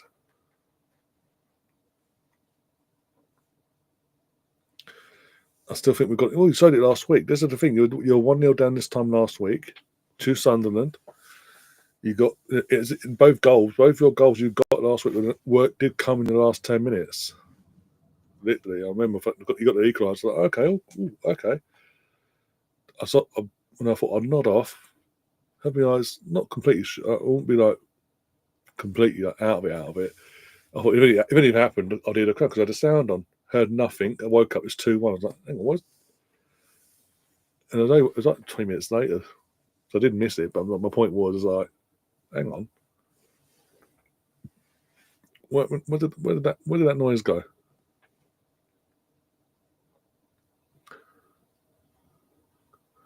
City are the only big team still in the FA Cup.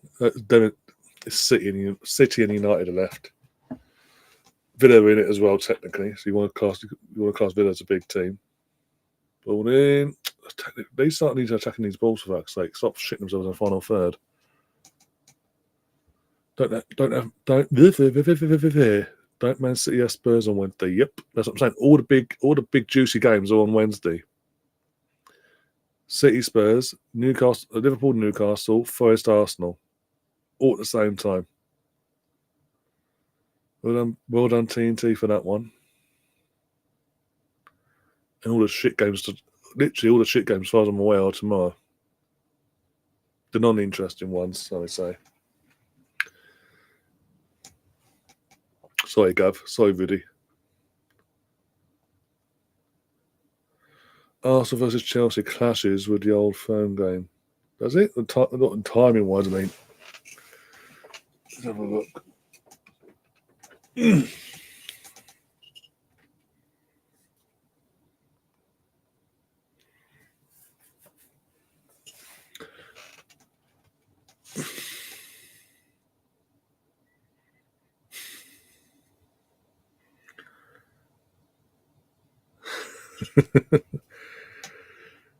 You should mentally prepare yourself, I suppose.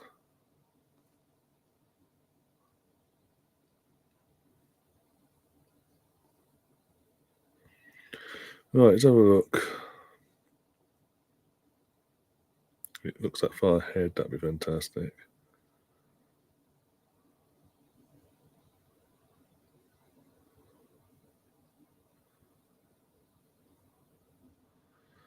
And the following 1:30 kickoff. Yeah. I mean, Celtic versus Rangers kicks off an hour. Oh, one set. Oh, that's a foul. Oh my god, he skies into the fucking way end. I mean, Celtic Rangers kicks off an hour earlier, but yeah, clashes. Oh well. We'll still keep a tabs on it, Rosie. Don't worry.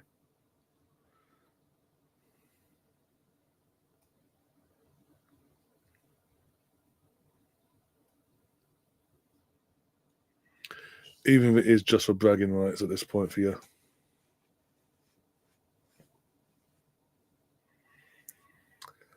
Rosie, I've been saying from day dot on this channel when I referred to Rangers versus Celtic, I always refer to it as the old firm. Stefan doesn't like it. Never liked it. But the thing is that the media as well, that they used up till I say the last year and a half, they used to refer to it all the time as the old firm. They dropped the old firm name in once in a blue moon. Oh, Tom's happy. I'm assuming he's happy because Leeds are on the ball and he's shouting goal, goal, goal. If Firpo scored, I'm going to piss myself. Ball in. And actually, yes, it's Firpo with the goal. It's an equaliser, 1-1, a header. Dan James cross, and Firpo's there. And you've got the subs on the pitch. He's going to get bookings there. But it's 1-1 game on with 18 minutes to go. Okay. Oh, here we go. Work this one up now. Thanks, Tom. Haven't we? You want to come up? Let me take the scoreboard quickly to appease our friend. Game Browdy on. Well, hey, could Leeds for the second week in a row come from behind and win in a must-win game that obviously helps them in their race for promotion? Did he wake you up? Did the happy Leeds fan wake you up? Did he? Come on, then. Oh my god! I got you. Oh, I got you. Yeah. Did he wake you? So much. You're literally just look. Oh, no, you're gonna look at my ear. No, look at my ear. Thank you. Things change. It's not like I don't like it. The label is still legally owned by both clubs. No, I was joking. I'm joking around, Stefan. Chill. It's all good.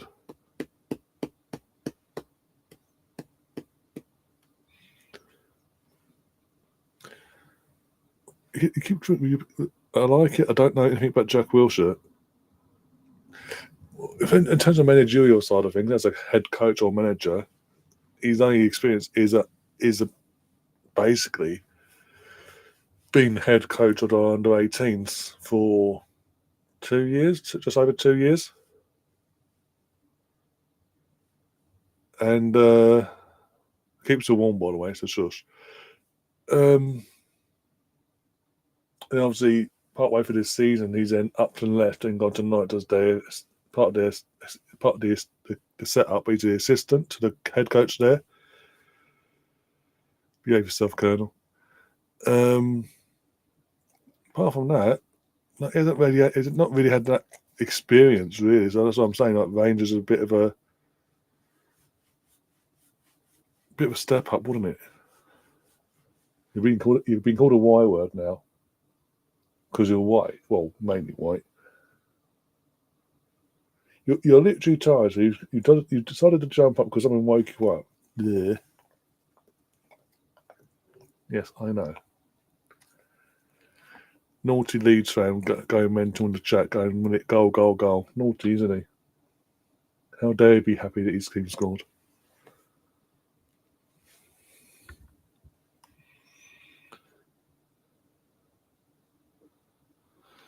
Rosie, this is Aurora. She's a 1-year-old border collie, aren't you? Oh dear. And you're a bit tired. You're clearly asleep because you're literally not with it. Oh, you're just like curious what's going on while you're up here still, aren't you? Corner needs what it looks of it. Like, do you want to go down? Go back to bed? Is that what you want to do? You literally look like you want to fall off the seat again. So let you down. Go on. Go on. Take your time. Take your time, I say. Go on. Off you go. Go on. Go to your bed. Go on.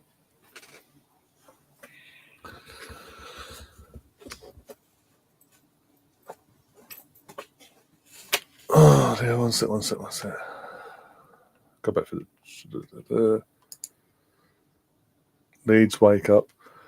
A question off football, but do you really think pets love them clothes that owners buy them? I'm not having a dig on just one. No, from in terms of that, it's literally. I know it's got a reindeer on it. It's mainly for Christmas, but it's a jumper, and it's as you know, here in the UK, it's still fucking freezing in the UK, especially over this weekend. So when the temperature drops like it has done over the weekend, we get the jump. We'll get whatever jumper we can get our hands to, and put it on her and the older dog what we've got as well. We don't want to risk them getting any chills or nothing. So keeps them warm over the night. That's all. I think in terms of actual in general, like the say jumpers like that, or I think now, like general dog or pet clothing, if you will, like as I say, be it jumpers or a little jacket thing when they were going on walks.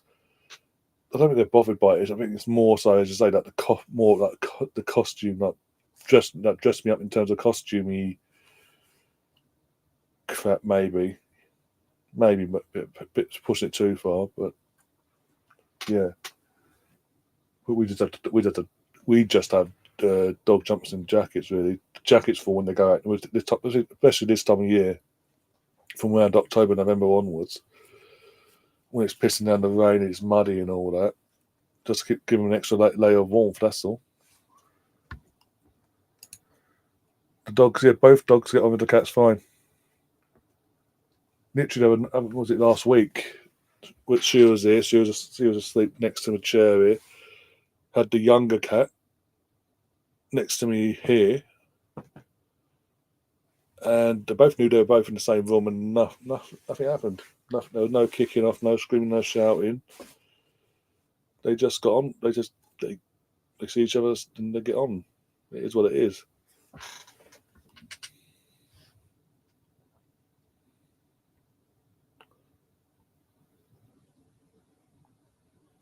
Yeah, I wouldn't go as far as putting random pet shoes on them though. Yep, no, that's what I said.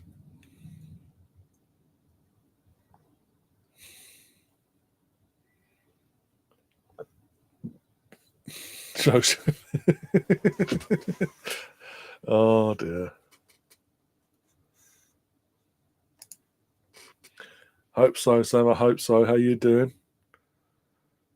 I assume you saw. Obviously, I know you couldn't do this week's what was meant to be the quiz tonight, but the quiz master had to pull out because of other commitments that he couldn't get out of over his neck of the woods. So the quiz has now been moved to the end of next month, the last Monday of next month now. Hence why I'm here tonight doing the Leeds watch along instead.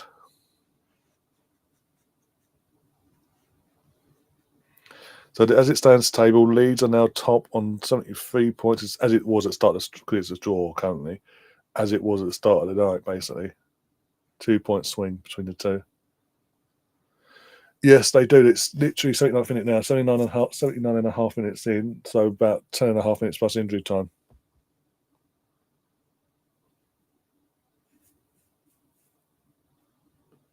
Gonna be scrappy, I tell you.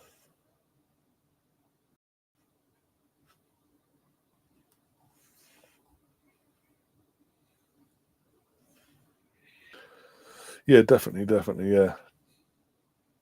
That's the hope. Third time of asking, Sam. I refuse to change the thumbnail. Literally, I've just kept the stream up in terms of it was all set up anyway. Just change the date to obviously last Monday and next of March now for the quiz. I refuse to change that thumbnail because of who's on that thumbnail.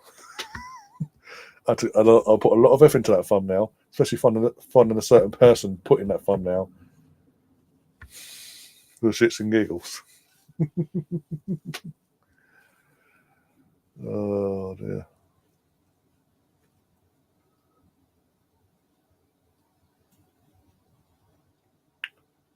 Garnacho better come on as well, is he? Okay. Let's get the scoreboard back up anyway. Oh, ain't you? You might be sleeping. I blame Tom for this because he's woke you up now.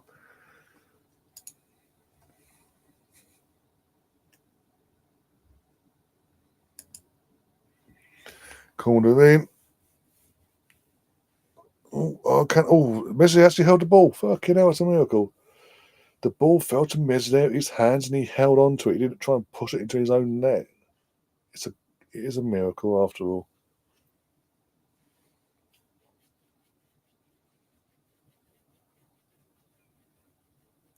Go, go, go. Go, Team Yellow, go.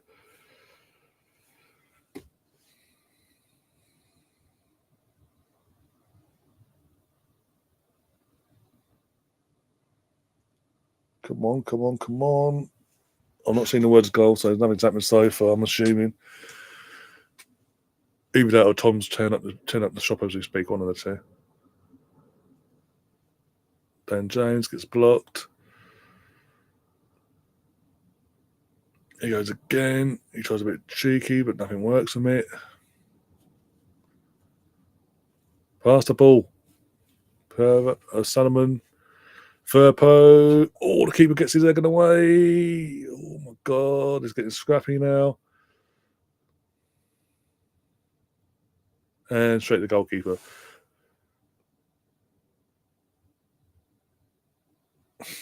And yes, as you said, Sam. There, at least, ego admits it.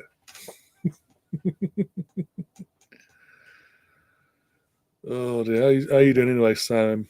Having a good day so far? I hope, anyway. Oh, my leg.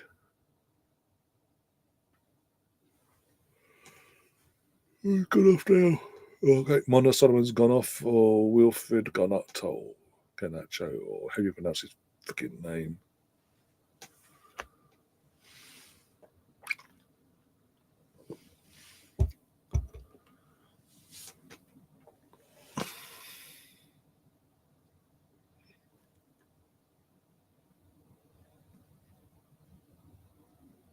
That's good to know. That's good.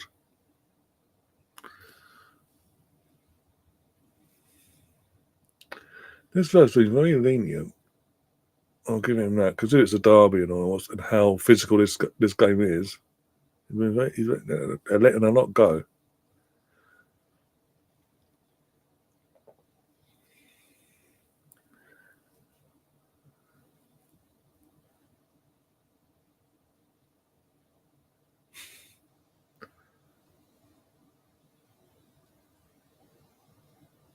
Leeds on the attack. Leeds on the attack. He has a shot. Keeper saves it. Gets scrappy. Dan James. He's going to have go for a corner. Yeah, he's going to go for a corner. So corner Leeds. Oh, they actually going to repeat what they did last week. Back-to-back weeks. Back-to-back Mondays.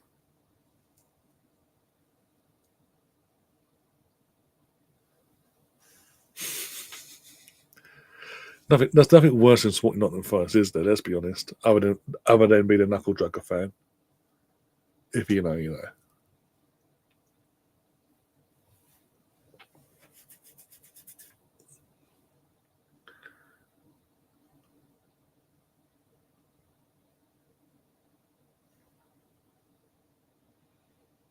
Ball in.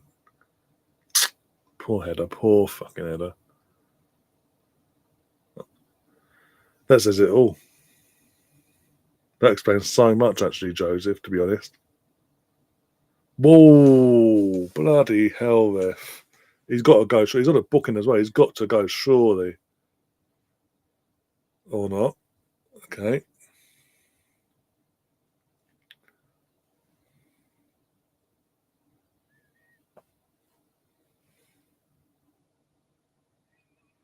I'm sorry, he's on a booking. He's lucky there, Hammer.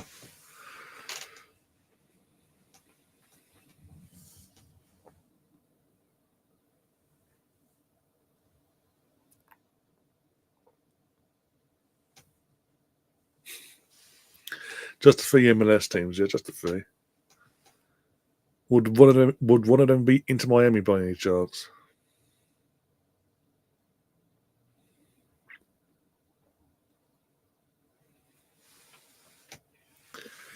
Big free kick here, Leeds. Come on, make it count.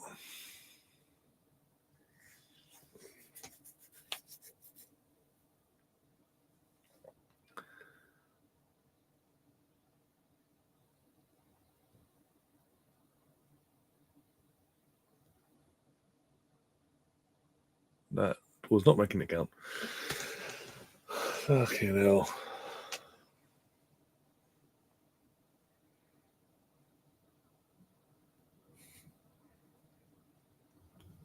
You can try, my friend. You can try, but you've found it very hard because I'm the channel host.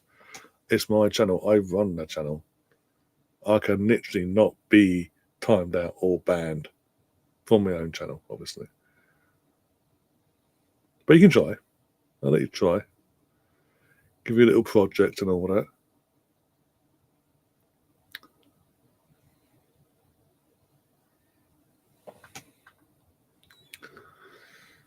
I like 2 from actual interested, and as Ryan said, Miami.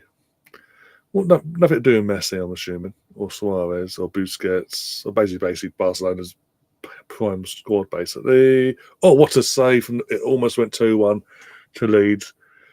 Shot outside from the box from Wilfred, and the keeper pushes it over the bar in the end out for a corner. Otherwise, that's top bins. It would have been 2-1, and Tom would be losing his mind quite literally in that shop.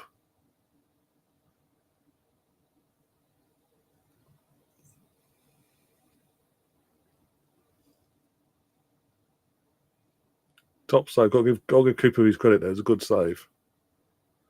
Oh, Tom might be very happy.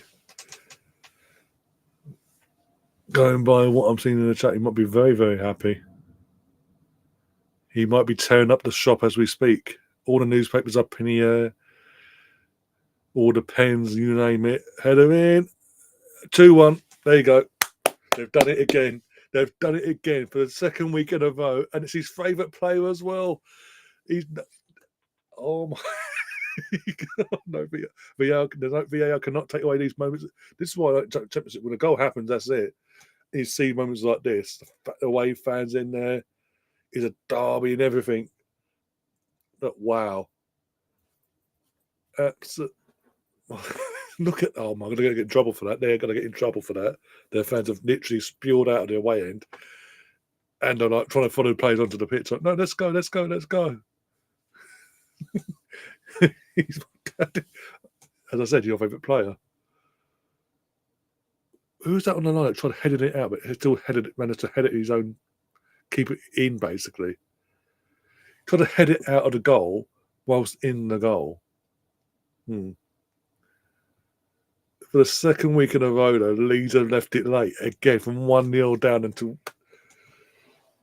You've got to say, though, again, assuming Leeds hold out now, and that's his last few moments, to do that back-to-back weeks.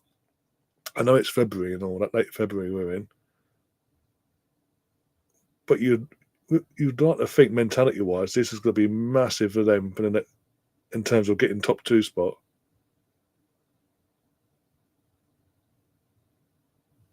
Going 5 points clear tonight as you speak now. It's now swung to the point where Leeds you are one lucky. Meslier, why did you do that? Meslier is just the cameras are just panned to Meslier, and he literally turned to the Sheffield United fans and doing the Cole Palmer celebration. Leeds in the attack again here.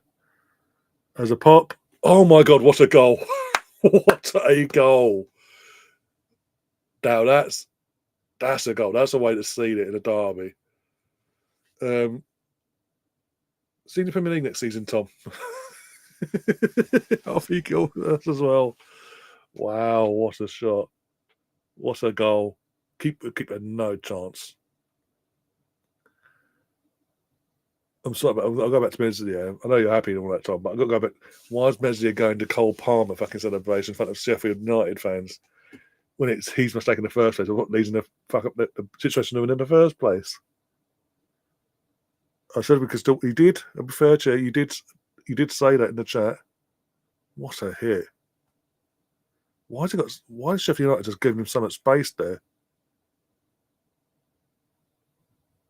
Here's the question. Again, Tom, you'll know this more than me. Have Sheffield United actually lost at Bramall Lane this season until tonight, or is this going to be their first defeat of the season at Bramall Lane in the league? Time for 7-1. You saw it was 4 minutes left, maybe. Wow. I didn't get a chance to change the scoreboard from 1-1 to 2-1. I think I'm going to go from 1-1 to 3-1, just like that. What an end to the game for Leeds. Fucking hell.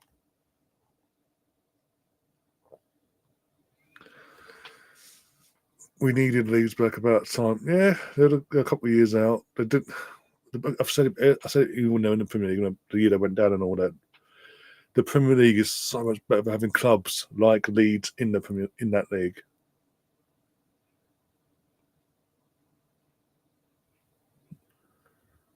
Oh, the Premier League's better for having teams like Leeds, and with all due respect, don't be disrespectful. We'll be disrespectful saying it.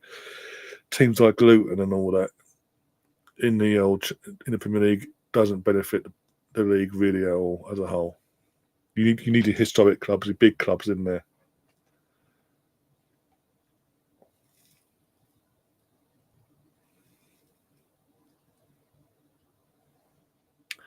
TV is now off as per work regulations. Anything happens, we will let you know. Don't worry, my friend. Double dipping the blunts. Oh dear. And they're leaving in their droves, the Sheffield United fans now. In their thousands they are leaving Bramall Lane now. Sheffield United is shit, says BX. Well, they have been in the end here tonight, but the top 2 for a reason. It'll be interesting how Sheffield United recover from this now.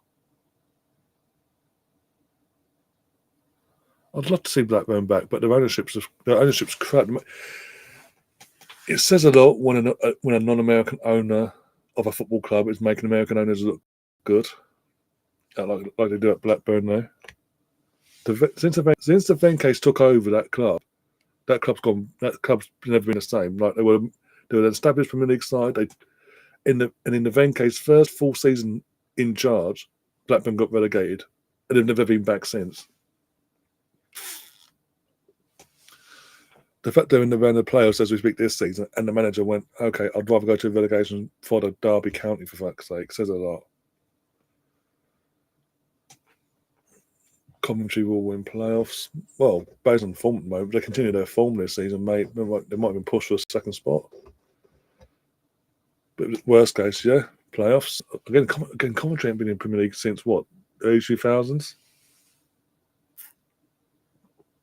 It'd be good to see them back as well.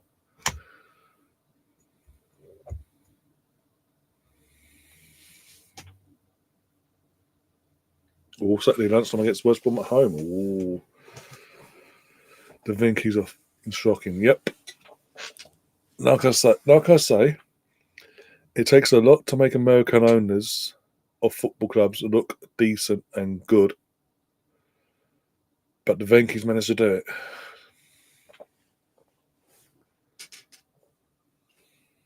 Only Tom can bring everyone together to watch Leeds and support, not just watch, but support them as well.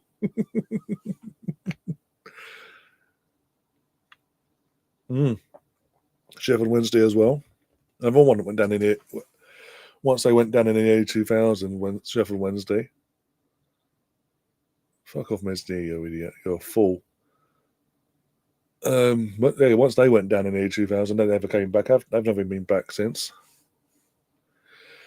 They flirted a few years back. And lost to Steve Bruce Hull City 1-0. Oh, and since then they've never been close since. There's plenty of big clubs that need to be. I'd love to see back in the Prem, but yeah, is what it is. Millwall, no. They can stay as a non-Premier League entity for now. God, imagine Millwall actually come up, and then every week you're going to have because it's Premier League in the news, every city and town being destroyed and the stadium being destroyed by Millwall fans, and there's not even a fucking. I'm not even being so typical. It's just fact.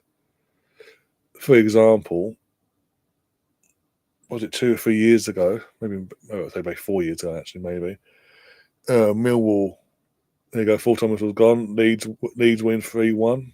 Go 5 points clear now. Bit of a cushion there, but Millwall were I think they were in League One, and they also in the FA Cup in the early rounds, and they got drawn against Staines Town in the FA Cup. So Millwall had to come to town, and then Staines were the home team. Millwall came to town and met the gaff. And for perspective, Staines Town at that time were 3 leagues below League 2. And obviously Millwall were some of League 1. But Millwall fans still came to town and still met the gaff. Literally. So I'd rather not have that in the Premier League, thank you very much. Let alone about anyone that wants to get anyone that's going to games, be it an Arsenal fan to the Emirates or the Den, or up and down the Premier League, going to a game that features fucking Millwall and their fans are wrecking the gaff or trying to kick their heads in. Not ideal. You've got kids and all that. Not great for the Premier League brand either.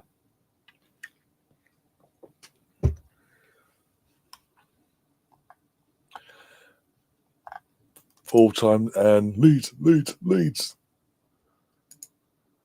Oldham Athletic. Look at them. Look at one of the OGs of the Premier League years.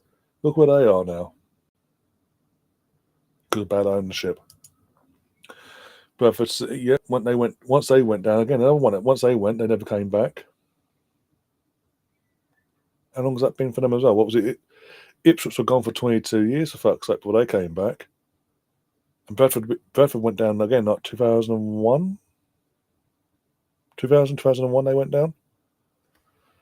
Never been back since. And they're what league? They're languishing in League 2. If I'm correct. League 2 or League 1? One of those two. but there's just an anguish in there. They're just.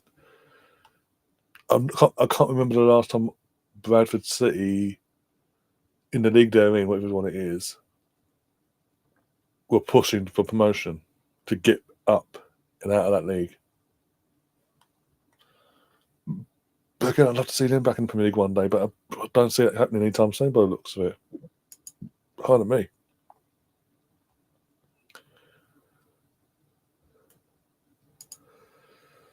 Ryan, did you get ripped by your West Ham family members? Not yet. My cousin, I'd have thought my cousin would have reached out and had a bit of a laugh and all that, which would have been fine, a bit of banter. But I think he's been busy this weekend, so it's all good. He'll probably be a bit belated now, but cool. I'd like to see Pompey come back. I'd like to see Pompey. I'd like to see Pompey survive this season in terms of not go down, stay up, and then from next season onwards, start trying to push towards the playoffs, like mid-table playoffs and all that, and then one day be back in the Prem. Because it doesn't, again, from a neutral, from a football fan perspective, it doesn't sit with me the way they went down, because they were, again, came up, established themselves as a Premier League club for a few years, and then is in around the year where fucking all owners at the time were selling their clubs to all these foreign owners, and Pompey were one of the unlucky ones, where it's fucking they got sold to a dodgy prat, and then and then they had to sell up to another dodgy one and another dodgy one, and it screwed them basically.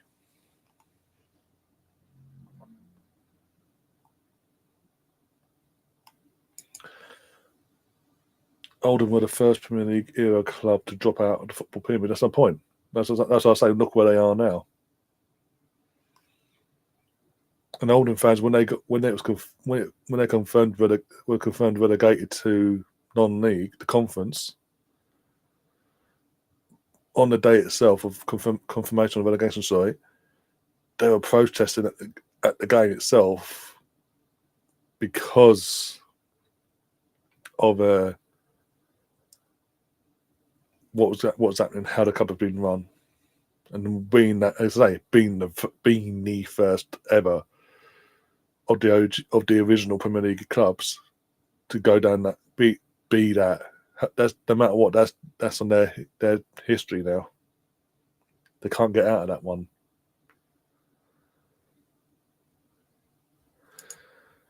Well, look at Luton.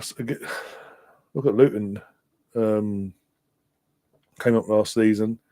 Looked like they were building a squad, preparing themselves to go down and come back up straight first time of asking, but they're literally bottom of the championship as we speak.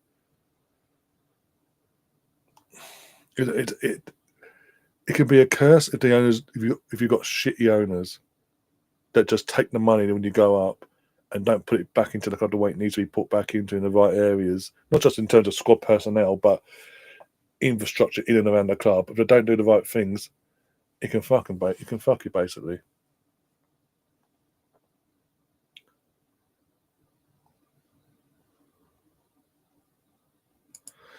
Melina saying congratulations to Mr. Tom and Leeds, big win, huge win. As I say, 5 points clear now, 75 points. We've got West Brom at home, as it's been mentioned already, on a Saturday. Might even do a watch on for that actually, because again, there's no Premier League this week. It's all FA Cup and all that, and now Championship and what have you. So Arsenal, the men's team ain't playing on Saturday. The men's team ain't playing in general, but the women's team play Sunday night actually. So yeah, might even do. If I'm free, I might even do another Leeds watch on Saturday afternoon. If it's on TV and not on that Sky Plus bollocks, Sky Sports Plus, whatever you called it. So yeah, 75 points, and we're in February now, so 5 points clear. There's momentum now.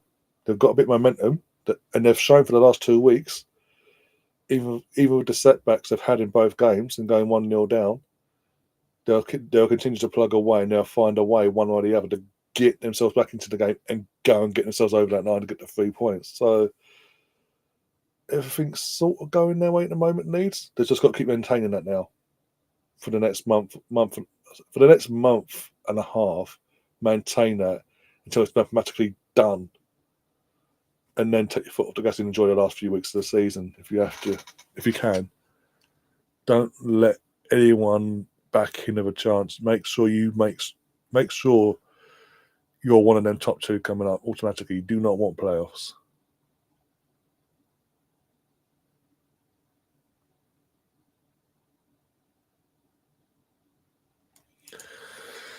To be fair, I hate seeing clubs like Sheffield United, Burnley. Sheffield United ain't got a problem with, because again they're one of the OGs from when the Premier League first started up and all that. Burnley, yeah, Burnley's just Burnley. Yeah, no one likes, as the In Betweeners movie says once upon a time. No one like everyone hates Burnley. Norwich are just pointless. And again, they're one of the OGs, but they're just fucking pointless this nowadays. Whenever they have come up from the Division One, what was Division One now, Championship, they either go straight back down or they do a 2-3 year stint briefly and they go down, then wait another decade, come back up, go down, up, then become a yo-yo club, and then sustain themselves for a bit, then come back up. They're just pointless. Norwich are a pointless club that when it comes to coming back into the Premier League, never make the effort and put the funding back into the squad and the infrastructure of the club properly the way it should do. They clearly hold they hoard the money and put it in other areas it shouldn't be, it's just annoying because there's other clubs that will die to be in their position and do the right things in the club by the club that don't have that opportunity because of Norwich and Norwich. Burnley's doing another one now. They're going down that route now, doing the Norwich, going up, down. That's why I'm saying please don't have Burnley in the top two. I do not want to see Burnley back up next season because it'll just be pointless. The season will start. They'll get promoted. They did get top two or playoffs. The media are overhyping because it's Scotty Parker in charge. They'll get absolutely battered. He'll get sacked. They'll end up getting some nobody in. Still get relegated, and it's just be a pointless season basically.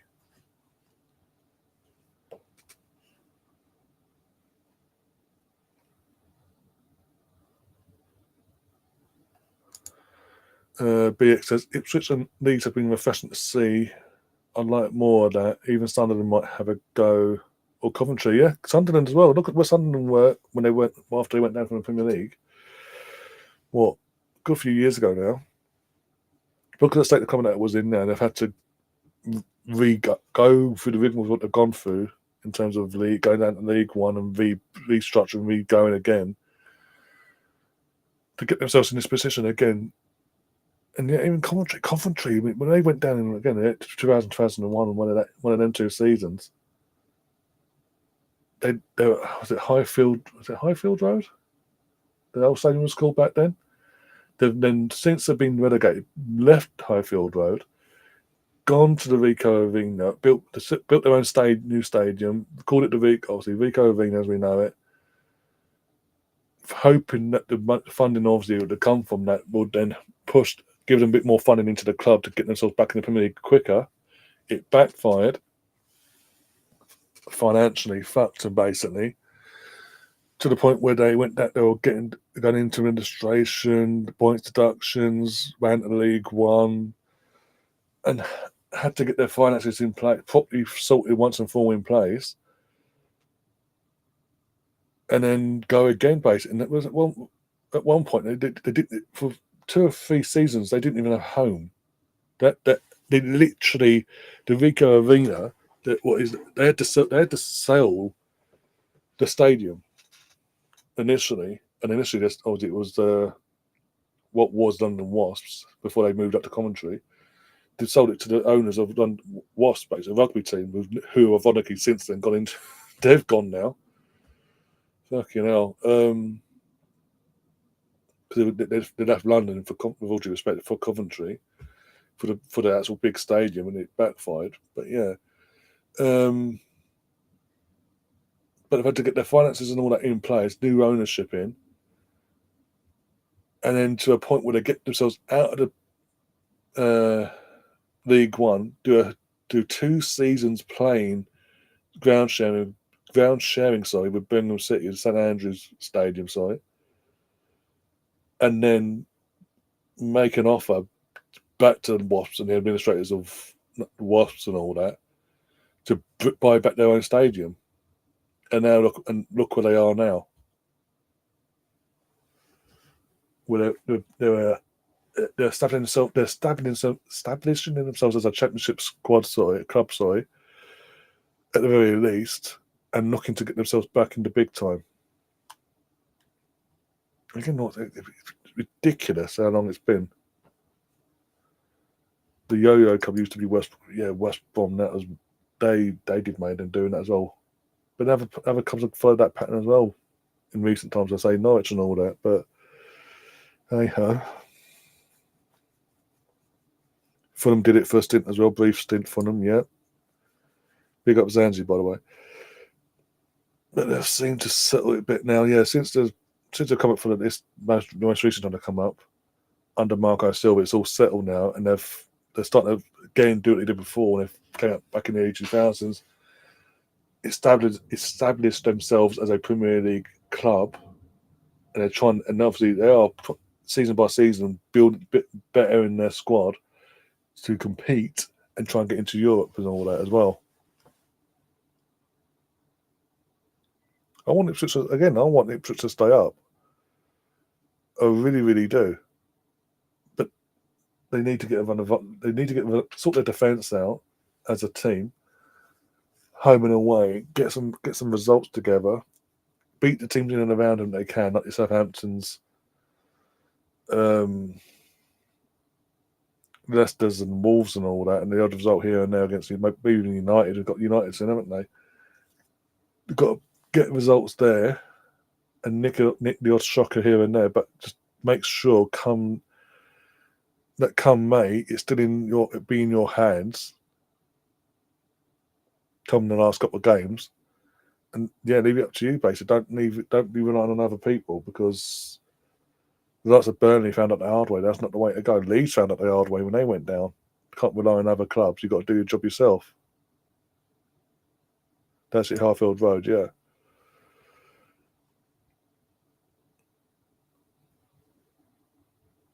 Northampton's ground before they moved back to Cov. Yeah, Northampton, that was it. They shared with Northampton, and then it was Birmingham City for 2 seasons.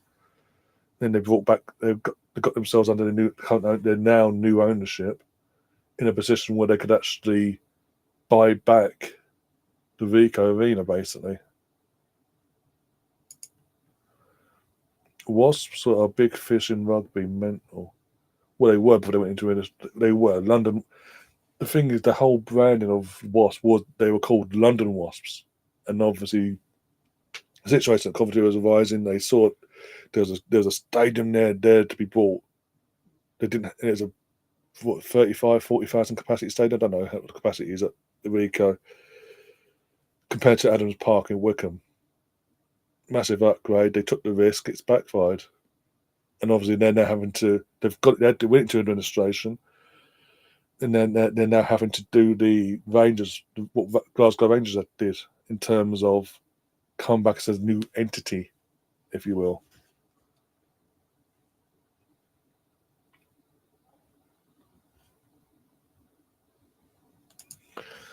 Welcome to Bordeaux in France, yeah.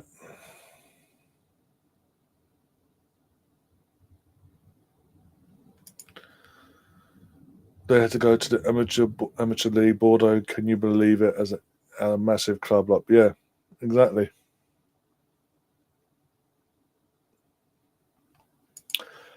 I'm just saying, I would like to see you stay up. I really would like to see you stay up, because you have been with it. It's good to see clubs like yourself come up and try. And everything you guys you've been through for the 22 years you were outside of the Premier League as well, and to have that promote League One, Championship to Premier League, like back to back, and still have some players from that League One era in this squad.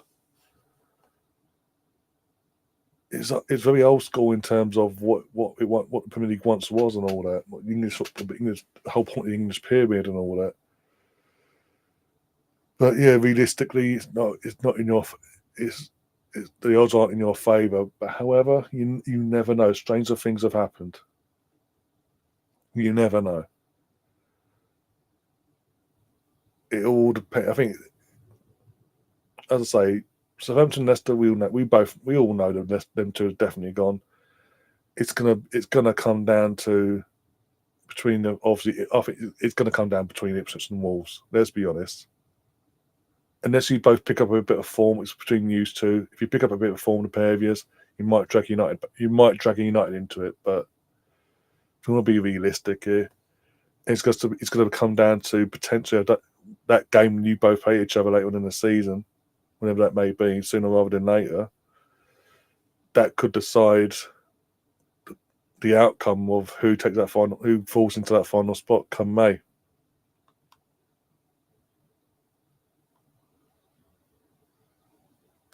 I heard Leeds did well. It's okay. You know what I mean, Stefan. Don't start.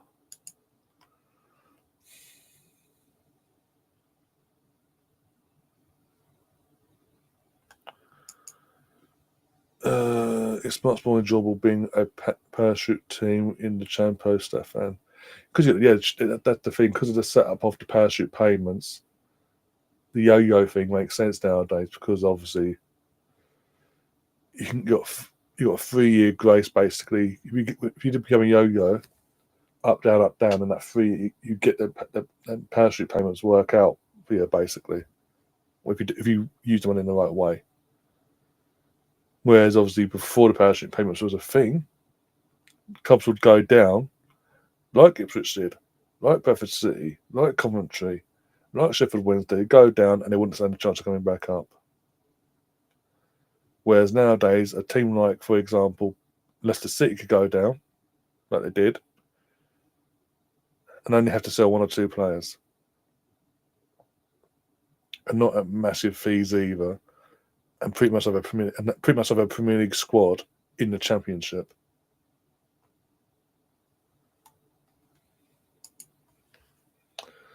Wasn't Aldershot the first club to win that went into administration in the UK because of the owners? More likely. Wouldn't surprise me. Need to look into that. My grandpa, rest in peace, used to play for Molesey before World War II. They were one of England's big rugby union teams then. They've somewhat fallen off the map now, but it was him who got me to support the Gooners.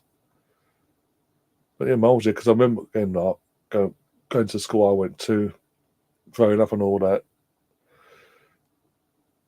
Mates of mine used to play rugby, big rugby fans and all that. Used to play rugby at weekends and all that. I think Easter. So yeah, I know it's not Molesey, but Easter. I'm just saying. Yeah.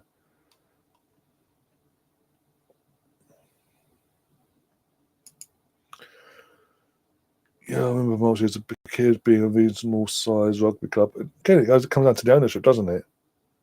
It all comes down to ownership one way or the other. No matter what the era is, it comes down to the ownership of how they run a club.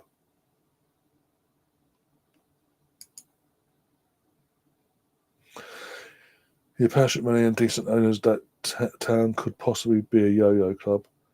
Even if it's up for a couple of years. If you look, the worst case scenario for you guys, as you said, you're pretty much accepting most of the season, you're more likely to go down. Fair enough, that's cool. But if you, obviously, with your owners and all that, and obviously Ed part of that ownership as well, since the start of the season, you could put yourselves in a situation where, obviously, yeah, worst case you go down, but you've got a squad there, a squad of players that probably want to stick around for another season at least, that know how to get out that championship back to the Premier League, or have that hunger as well to get back into the Premier League. And you can make a couple of additions into the said squad as well, or more young, hungry players so when you come back for the second time, you're more prepared and more ready to make a proper go of it again, and have a bigger chance, a better chance of surviving the second time round.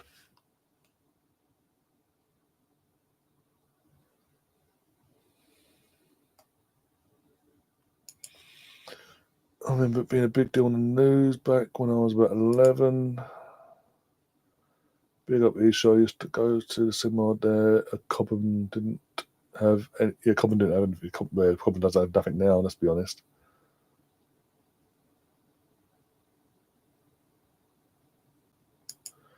It is, and again, Gav, I know you're in the chat, and Ruddy, if you're still watching, I apologise. I know it's your team I'm digging out here, but Roman started this bollocks.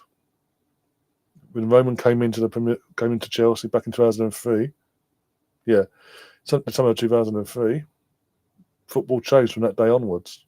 The way the football was to what it is now, yeah. Because that was a start, and you've got your Man, and a few years later you had Man City and then PSGs and this, that, and the other about Europe, this, that, and the other. Then obviously, most recently, you've got Newcastle, their ownership. It all stems back to Chelsea. But the Premier League have allowed this. They set in the summer of 2003, the Premier League set the precedent of what we now know football has to be. But hey, it is what it is. And on that note, guys, we are going to get ourselves out of here. I'll say take care of yourselves. Obviously, congratulations to Leeds. Big win today. Big derby win as well. Not just a win, but the way it was in a derby as well, away from home. Yeah, obviously, 5 points clear. It's pretty much in their, not fully in their hands, but momentum's on their side at the moment. So as long as they continue that, they should be okay the next month and a half. As I say, I think the next few weeks is going to be telling of whether or not, Leeds get a top 2 spot or not. Leeds cannot afford to fall off right here, right now. That would be the biggest drop off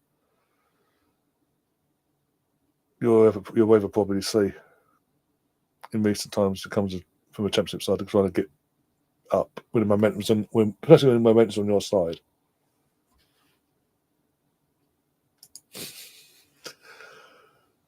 I'm starting to believe my club might get some silverware. God forbid, what, you're 5 points. If you got 8 points clear, oh dear. That's my point, though. That's my point, Sansley. Like, it all stems from Roman coming in with his oil money in the first place. But the Premier League, that's as I can dig out Chelsea. The Premier League allowed it. The Premier League allowed it. Then they allowed the Chinese consortium to buy Man City initially. Then when that started, that situation was publicly going awry because he's being sought after back home. He didn't have to set up. Sold to who? Sold to the current owners now of Man City. Look how that's gone for us. PSG with their ownership, Qatari ownership. You've now got the Saudis with Newcastle. There's no going back. It's only going to get worse.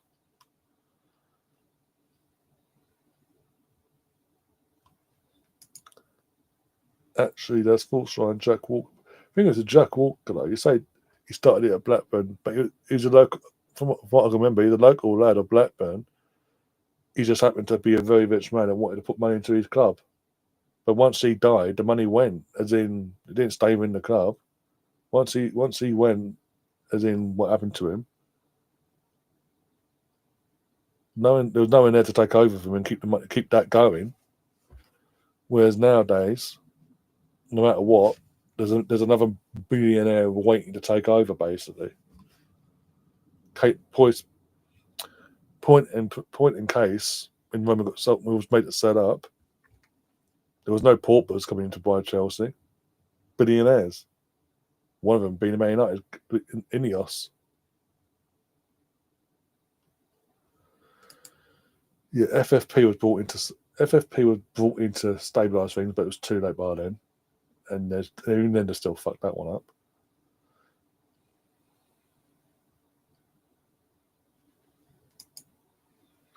Back in the 80s, where your money man was a local factory owner instead of a big oil baron from abroad. Yep.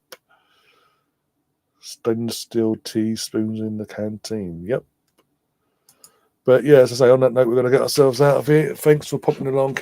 obviously interaction in the chat, keeping me company. Been a good game in the end tonight. Obviously, got the result we all wanted in the end for Leeds and for Tom, obviously, respectively. I'm gonna go and get myself some rest. I need to see who's playing tomorrow. I might do a watch on tomorrow for one of the random games. Out of the shit games, I'll pick whatever one I think is going to be the better at the shitters. If not, I'll be back definitely on Wednesday for Nottingham Forest versus Arsenal. Then match of the day later on that night. Later on, it's like half hour later. Fuck me. And then Thursday is the all Arsenal podcasts with Liam and Brooksy in their panel, and obviously going to be going over what happens on Wednesday and reliving Sunday. So hopefully there's something. Hopefully they have something positive to talk about and relive, basically, not two back-to-back defeats or bad results or performances, respectively. Hopefully, touch wood. And then Friday, I think Friday's nothing planned. Saturday's is obviously his FA Cup weekend, so Saturday, as I say, I'll see who's playing and what, and play it one by ear. Sunday sees us return to the WSL. Arsenal play West Ham in the WSL, 5:30 kickoff. So we'll go live around 4:30 or something like that. Get all the build up. Probably try and get Liam in as well or whoever. Just got to get a few of us in, a bit of a laugh and enjoy something, and see Arsenal actually, at least one of our Arsenal teams, win a game of football against West Ham.